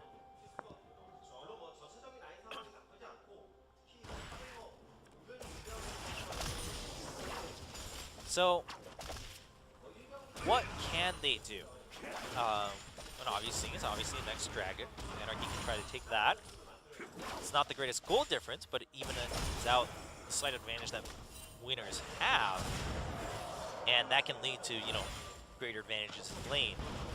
The other is continuing to focus down onto one lane, destroying that lane, pushing it in, and ending the lane phase, which is the most ideal, because the longer the lane phase goes, the happier that Vladimir is. I mean, Vladimir is a guy who, oftentimes in solo queue, like, you farm even when lane phase is over. That's what you do. You just keep pushing and pushing and pushing, and then you regroup once you have, like, 2 core items, and you end the game single-handedly. You can't let Moon do that. So, alright, I like this focus on bottom lane, though. First of all, it's the easiest to push in and end the laning phase with, because you have 2 people. Snowflower trying to bait, Sangyun taking a little bit too much damage there, and a lot of minions left over, though, so TF is going to go back up. Janna didn't have flash, still doesn't. We'll see if Lyra also shows up bottom lane, but look at all these wards from winners in the enemy jungle. Potato doing really well. Helping with that vision. Oh, they actually did get Boku, though. Looks like he got hooked, and there's the Destiny Gate coming in. Eventually, Gang Zero goes forward to get the kill onto Snowflower. And, I mean, okay, he used Flash. I think that's okay, because he was going to die anyway. So I guess he got something out of it. Sangyun getting cut out a little bit, but here comes the gold card. Flash forward. Potato gets caught, but the teleport coming in. It's getting stopped up top. I think Hecarim stopped it from Rumble, and Potato will have to run away in his tunnel. Yeah, Hecarim used his ultimate to stop Lego's teleport. Really good on CV Max. Meanwhile, though, Moon says, all right, well, if you're going to end the laning phase, I'm going to end mine too, so that I can just go somewhere else really freely, and you guys don't pressure me too much. So really good reaction by Moon. Because the ideal thing for Anarchy here would have been pushing down the mid lane, and then shoving in the, or no, pushing down the bottom lane, excuse me, and shoving in the mid lane so hard that Vladimir cannot last hit safely under tower, even with all that sustain. And then you take the second dragon. Now that can't happen as safely. Winners still have a massive vision advantage around dragon. And they shoved in the mid lane, so it's back to pretty much even footing here for the second dragon, and it's not going to happen as soon as it might have if Anarchy was the only one who took an advantage in the last 2 minutes of the game. Anarchy still has a 1k goal lead, but that's what I'm saying. It's still only 1k despite getting 2 more kills. Winner's only getting 1 kill off of that, trading 1 tower for each. They're at the same point that they were 5 minutes ago, and Anarchy cannot accept that. They need to, it needs to just keep rolling for Anarchy. It can't ever stop. Whereas for winners, it doesn't need to. Snowflower got a little eager. He got displaced by the Howling Gale. Moon a little bit cautious after that ghost. The body slam misses and actually puts Lyra in a tough spot. He has to use explosive cast to divide the enemy team. Winners basically using the Hemo Plague to keep Anarchy at bay. Boku taking a lot of damage, and here comes CV Max, but over eager, one could say, Equalizer separating the entire team of Anarchy. There's a missile, one more from Gang Zero. He gets the hit, he gets the kill. Anarchy gets chased away from that mid lane. Sangyun does get the kill onto Moon though, and Lego pretty low also. Sangyun at about 75% health. Will winners go for the dragon? I mean, Rek'Sai is at full health. Boku is not. Neither is Lego. Here's a Destiny, and he's actually going to go top. Anarchy says, all right, fine, you know what? Just take the dragon. If we contest it, it's too risky for us to. I think that's the smart play here. Just trade the tower for the dragon. Go for the third dragon. Up to stack number 2 at 20 minutes. Like, it's something you can overcome. It is. But as soon as you get that third stack past 20 minutes, yeah, it gets a little iffy, especially because that first stack, of course, has increased value as the game goes on.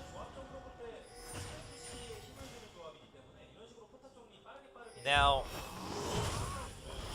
Yeah, this is really good. Anarchy just, at this point, now that they pushed into tier 2 at top 2, they need to split push like crazy. Hecarim and or TF. Probably, you know, most likely both of them could split push pretty well.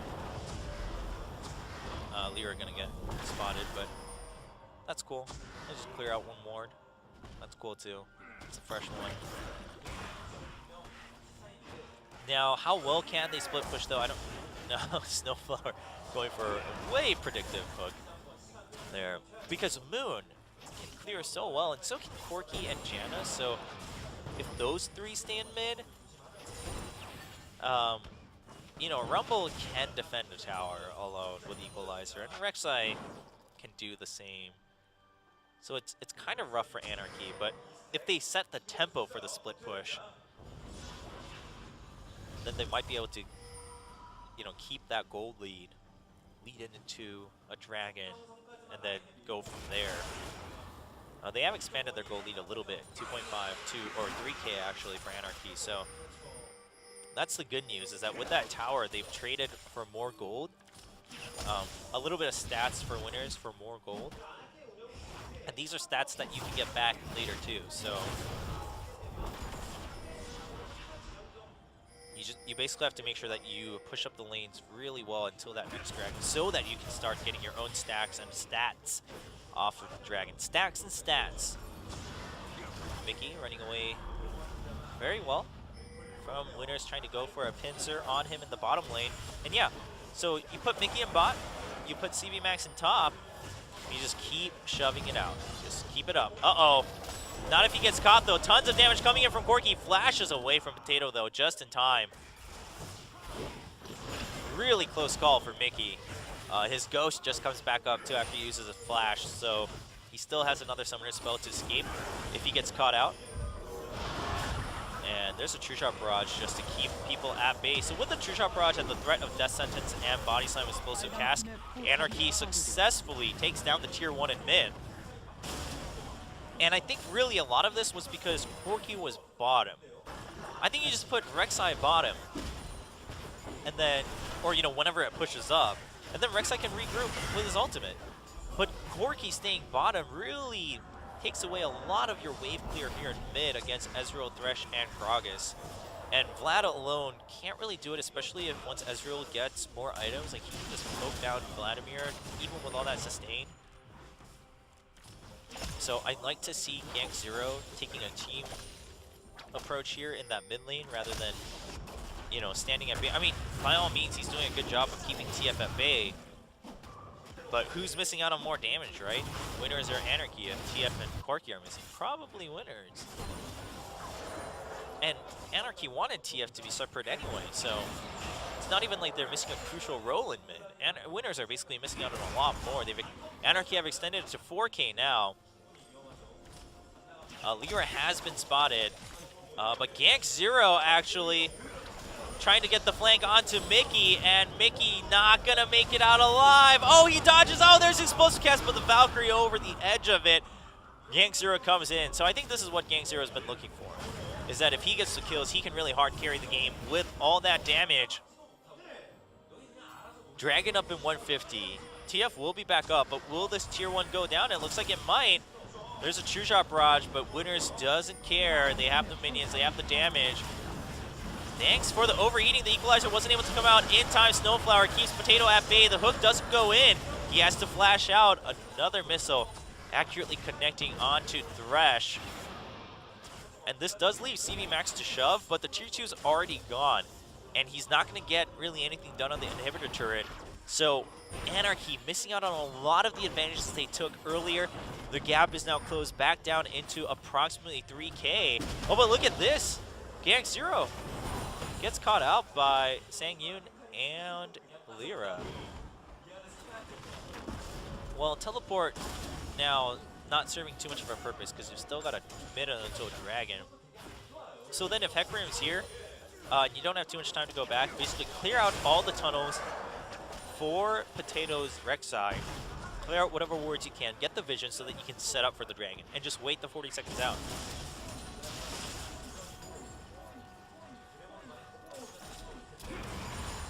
because Winners is going to want to fight for that Dragon too. Moon already got that Woda, the Will of the Ancients, and then he's looking for that Zonia. I think he might actually be able to bring it before the Dragon fight, depending on how quickly the fight happens, but it looks like it might be stalled out by both sides here. Especially considering that CV Max doesn't have teleport. He wanted to protect that tier 1. Alright, he's going back home. Hecarim needs to start heading down. If he shows up top, that's a clear signal for Winners to go ahead and start this Dragon, and Rumble didn't even need to use his teleport. You're losing out on so much by Anarchy because you can't touch the inhibitor turret when you're out that far. Hecarim, I mean, moving down now really serves no purpose. Winners a little bit scared though. Moon wasn't there, and Moon actually got cut out a little bit, so they have to use the equalizer early. There is the locking of the Iron Solari. The explosive cast pushing people away a little bit, but Boku does get sniped out. Chemo Plague onto only 2 people, but Mickey taking a lot of damage. Hecarim does come in. A lot of people low on Winners. Hecarim chasing down Gank Zero, but Gank Zero putting out a lot of kite damage. Lyra finally comes in for the help. Sangyun's still alive. Lyra is gonna go down, but CV Max cleans up the fight. Moon's still alive. Can he get the kill onto Sangyun? But CV Max comes in, Hecarim, and there is the Mystic Shot to clean up the fight. Anarchy aces Winners and finally gets back some of that lead that they missed out on. Now what's sad is Winners still got the Dragon. That means they still got their 3rd stack. So I think, you know, Winners they're okay with how that happened.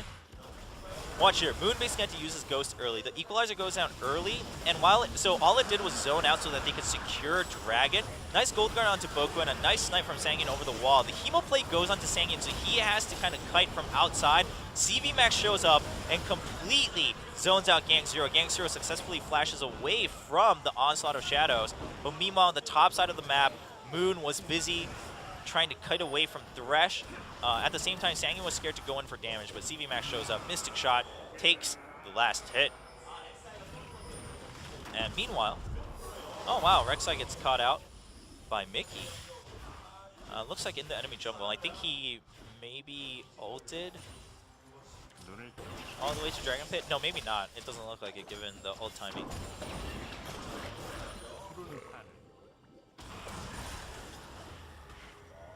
So Anarchy expanded their gold lead a little bit, but they really need Dragon stacks at this point. I mean, they also want to stop enemy Dragon stacks, which the best way to do that is to get Dragon stacks yourself. So there is still a lot of pressure on Anarchy. I mean, it looks like they're ahead because, yeah, they are ahead by quite a bit in gold. Uh-oh, CV Max not going to have an escape here. Hey, he does have his ultimate. And Snowflower is coming up. Gank Zero took a lot of damage, but it looks like CV Max not going to survive. The rest of Anarchy showing up a little bit too late. Snowflower, can he be helped? Moon's here, so Lyra just has to use his explosive cast to try to help. A Potato, unaffected by that, goes in for the knock-up on Snowflower. They're going to get the kill. Winners will continue to shove that top lane too. They also want to try to fight and maybe take that Baron. I would watch out a little bit. Ezra and TF can really poke you out from afar. So yeah, Gank Zero making the correct call, then just going for that top lane here. Nice True Shot Barrage though, extending that time. So Mickey then just staying, alright, well let's at least trade here for the mid tier 2. He does have his Lich Bane. He's not able to take the tower. He stuns Potato and he'll run away. The top lane tier 1 does go down. And there's a Destiny Gate. Meanwhile, Rek'Sai going top lane. Mickey is going to get caught. There's the Hemo Plate and the Equalize. I don't think he needed to equalize it there, though. The Hemo Plate was going to take care of him. But either way, kill secured. Lego picks it up. And at this point, Winners is winning the game by a lot. It doesn't matter if they're 3K behind. They have map advantage. They have Dragon Stacks advantage. And Vladimir now has his Zonias on top of the Will of the Ancients, which is going to help Rumble at the same time. I mean, you can't stop this Vladimir, right? He's going to pull, and he is going to Zonia. Oh, no, he has a shield from Janna for now. He gets stunned by Gragas. Oh, he doesn't find a chance to Zonias, which matters a lot. Equalizer was also down. And Gank Zero going to get chased down. Uh-oh, Blade of the Ruined King, but there's the Ignite. The Fade Away Ignite by Hecarim. Okay. I still hold true to what I said. Winners was ahead, despite the 3K gold deficit. But they basically got overeager, and Moon thought he was invincible. And they got cut out in a bad fight where they didn't have Emo playing or Equalizer. So now Anarchy will get Baron, and I'd say they're slightly ahead after taking Baron. Really depends on how they push with it. And again, I think split pushing is the answer for them right here, and they need to secure this next dragon. If, while they have Baron buff, they cannot get this dragon, I lose faith in Anarchy to be able to really win this game and continue the slight lead that they have, ever so slight. Yeah, sure, 5K gold lead at 30 minutes is pretty decent, but I've been saying this since the beginning. I mean, you look at the itemization too. Thankfully, you've got that locket from Gragas, but the two Frozen Hearts matter a little bit against Corki and Rek'Sai. Mostly Corki, because that means you also deny the passive damage from Corki, because it's every auto attack that you do true damage based on their health. But, you know, aside from that, and with the Blade of the Ruined King too, but aside from that, I mean, Vladimir has no regard for the Frozen Heart. You do have the Zonias on TF though, so we'll see what Mickey can do with that. Sang Yoon has really stepped up this game though for Anarchy. He's been cutting so well, 5-0 and 8, and he went for the Trinity Force. Proper choice against double AP can still help you kite, just maybe not as crazy effective as an Iceborne Gauntlet in terms of kiting, but also gives you quite a bit of damage too. So.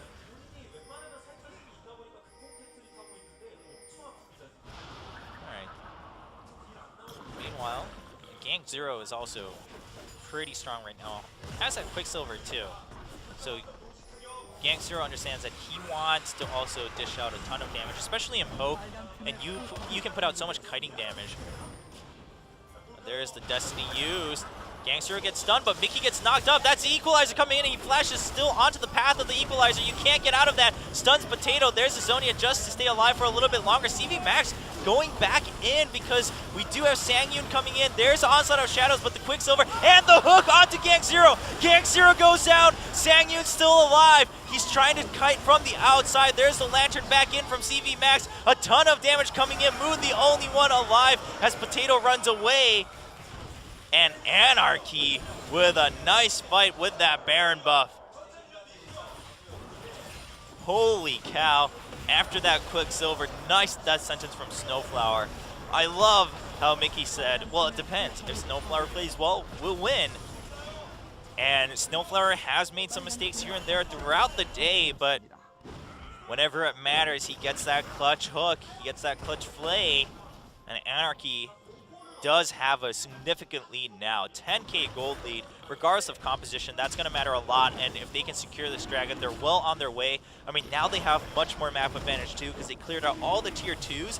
They just need to keep up their vision, and now it's really flipped. Anarchy in a matter of 2 minutes, and that's why this match was so interesting to begin with. So we see here, first of all, they kept Vlad low so that Sangyun was able to regroup a lot quicker. Mickey does get caught by quite a bit, but the Explosive Cask and Hecarim also keep Gank Zero zoned out for quite a bit. So Sangyun shows up at full health, and look at that hook right next to Janna onto Gank Zero. That's where everything goes south for winners.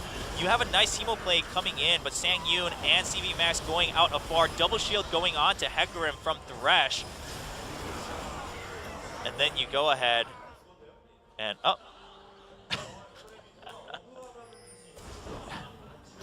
Ran out of oil, shut down. Not sure even from who.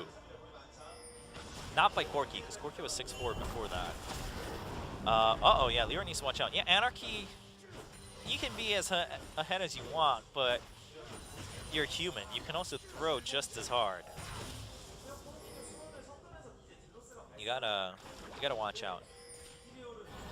Now, oh, here we, well, okay, well, that was pretty straightforward. He basically went too far, and oh, he ulted right over to Rek'Sai.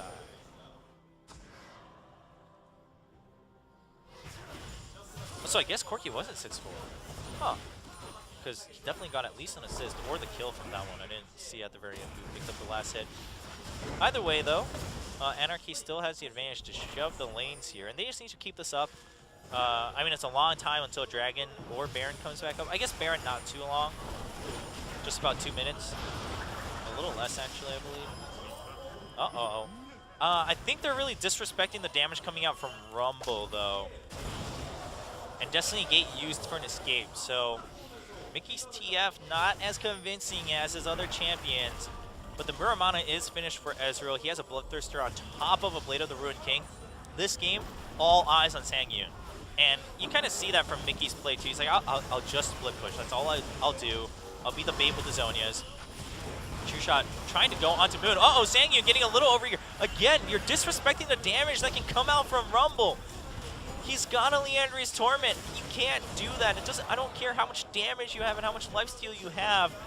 That Flame Spitter will melt your face. All right. Well, Hecarim did teleport in, and it's not a waste because you're trying to pressure this inhibitor, but you can't. Don't try to go for the death sentence. I mean, just use it for pressure, but please, if you're Anarchy, do not go in on that death sentence right now. That is a death sentence for yourself. You really just need to pressure with the death sentence, and that creates just, you know, damage loss while they're hooked, and then you continue to pressure that inhibitor.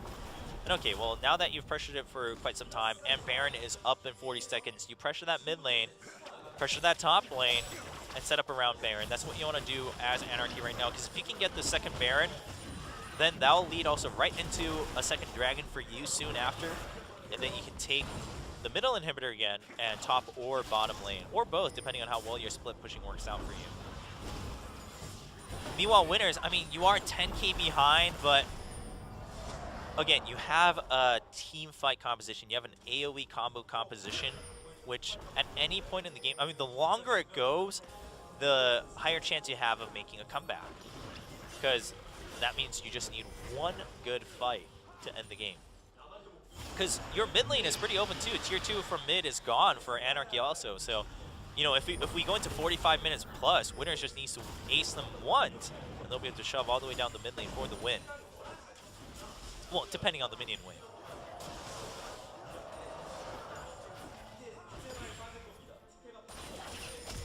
Alright, so Destiny is back up for Mickey. Yeah, Lego needs to be the one coming back into bottom lane. He has teleport. And Inhibitor is coming back up, so it looks like Anarchy will just go for the Inhibitor first, try to pressure that in. And then worst case, you can just try to get the Dragon first. Uh-oh, CV Max is caught out. He needs to run away. He's actually going back in, Lantern's back out, but he did take a decent amount of damage. Meanwhile, though, that gave time for TF to shove in the Inhibitor turret in bot lane. So it was a little bit dangerous for CV Max, but at the end of the day, if you live, you can get the advantage. Lyra going back home, which, I mean, it's okay. It simply gives winners some time to regroup, but they could. So basically, if Lyra gets spotted going back home, winners could force a fight here really hard because the biggest displacement in explosive cast is gone. So even with the 10k gold lead, like, you gotta be on edge if you're Anarchy. And Captain's Enchantment coming in for Gragas's Mercury Treads, it looks like. It's pretty reasonable. Ezreal he's really strong right now, 7-0-10. He's pretty fed. Meanwhile, Corki had to go for that QSS because of all the CC on the side of Anarchy that he's missing on a little bit of damage. I mean, Corki has so much AoE and good poke and whatnot. Oh, Elixir coming out too for Sangyun for that last Whisper. He hasn't even upgraded his boots. Sangyun is all about, you know, I'm going to stay so far away anyway and poke and just take advantage of my movement boost from my Triforce. I just want more damage, and I actually respect that. You're basically playing hyper carry Ezreal, and you have to in this composition. Now with that QSS, I mean, yeah, Corki still has some good base skill damage, and you can poke very well with your ult too. But yeah, there we go. You can solo the dragon, and Anarchy looks like They'll be doing pretty well here. Meanwhile, winners, again, they just need to last out like 10 more minutes. Because once you get to like 60K, 10K gold lead, not the end of the world. I mean, it still means a lot. It still means a lot, but... And you don't see comebacks from that huge of a deficit too often. I mean, we saw one at MSI with SKT, but you can still win because you're such a team fight heavy comp. I mean, you can get a good Hemo play and an equalizer. Oh man, Curiosity killed the cat. So Rek'Sai is not going to be too curious. And all right, well the Baron has been started. I don't think Anarchy really minds that Rek'Sai's there. Rumble can't leave even with teleport because then the inhibitor is just going to get taken down. Rek'Sai really just wants to steal here. Moon is here. Lyra's taking quite a bit of damage. Lyra's not there. He gets the Lantern over the wall for the smite. And Mickey will... Oh! Mickey gets out! And the Baron actually gets stolen by Potato, sacrificing himself. Wow! Well, inhibitor still goes down though, so props to Mickey. Let's see how the steal happened. I mean, Explosive Cask out. I mean, sure, he comes back and it's simply just a smite battle, and Potato waiting really well. Explosive Cask was used before to knock them out, so Grox didn't have that advantage. Used it a little bit early because he was also just creating space for himself to escape backwards. You're still 2 inhibitors down though for winners, so it's pretty rough for you. But you have Baron, so you gotta just hold on to dear life here at the top inhibitor turret. And it's gonna be hard because Mickey's like, hey, I'm back, full health. Gonna shove in the mid lane. That turret at the top inhibitor is also pretty low because of all that split pushing beforehand. Rek'Sai going behind. Anarchy saw him. So, uh-oh, Potato, a little bit too far ahead. Here comes the teleport from Rumble, though. Potato is still alive. He's still alive, and there's the equalizer to disrupt Anarchy. Moon gets the kill onto Snowflower. Sangyun is really low. Moon gets the second kill.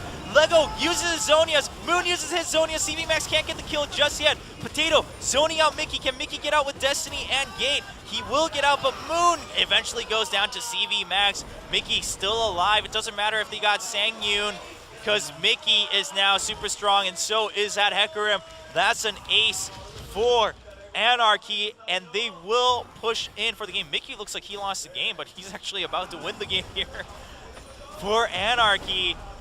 Winner so close to trying to create one more window for a comeback, and Anarchy will win this game.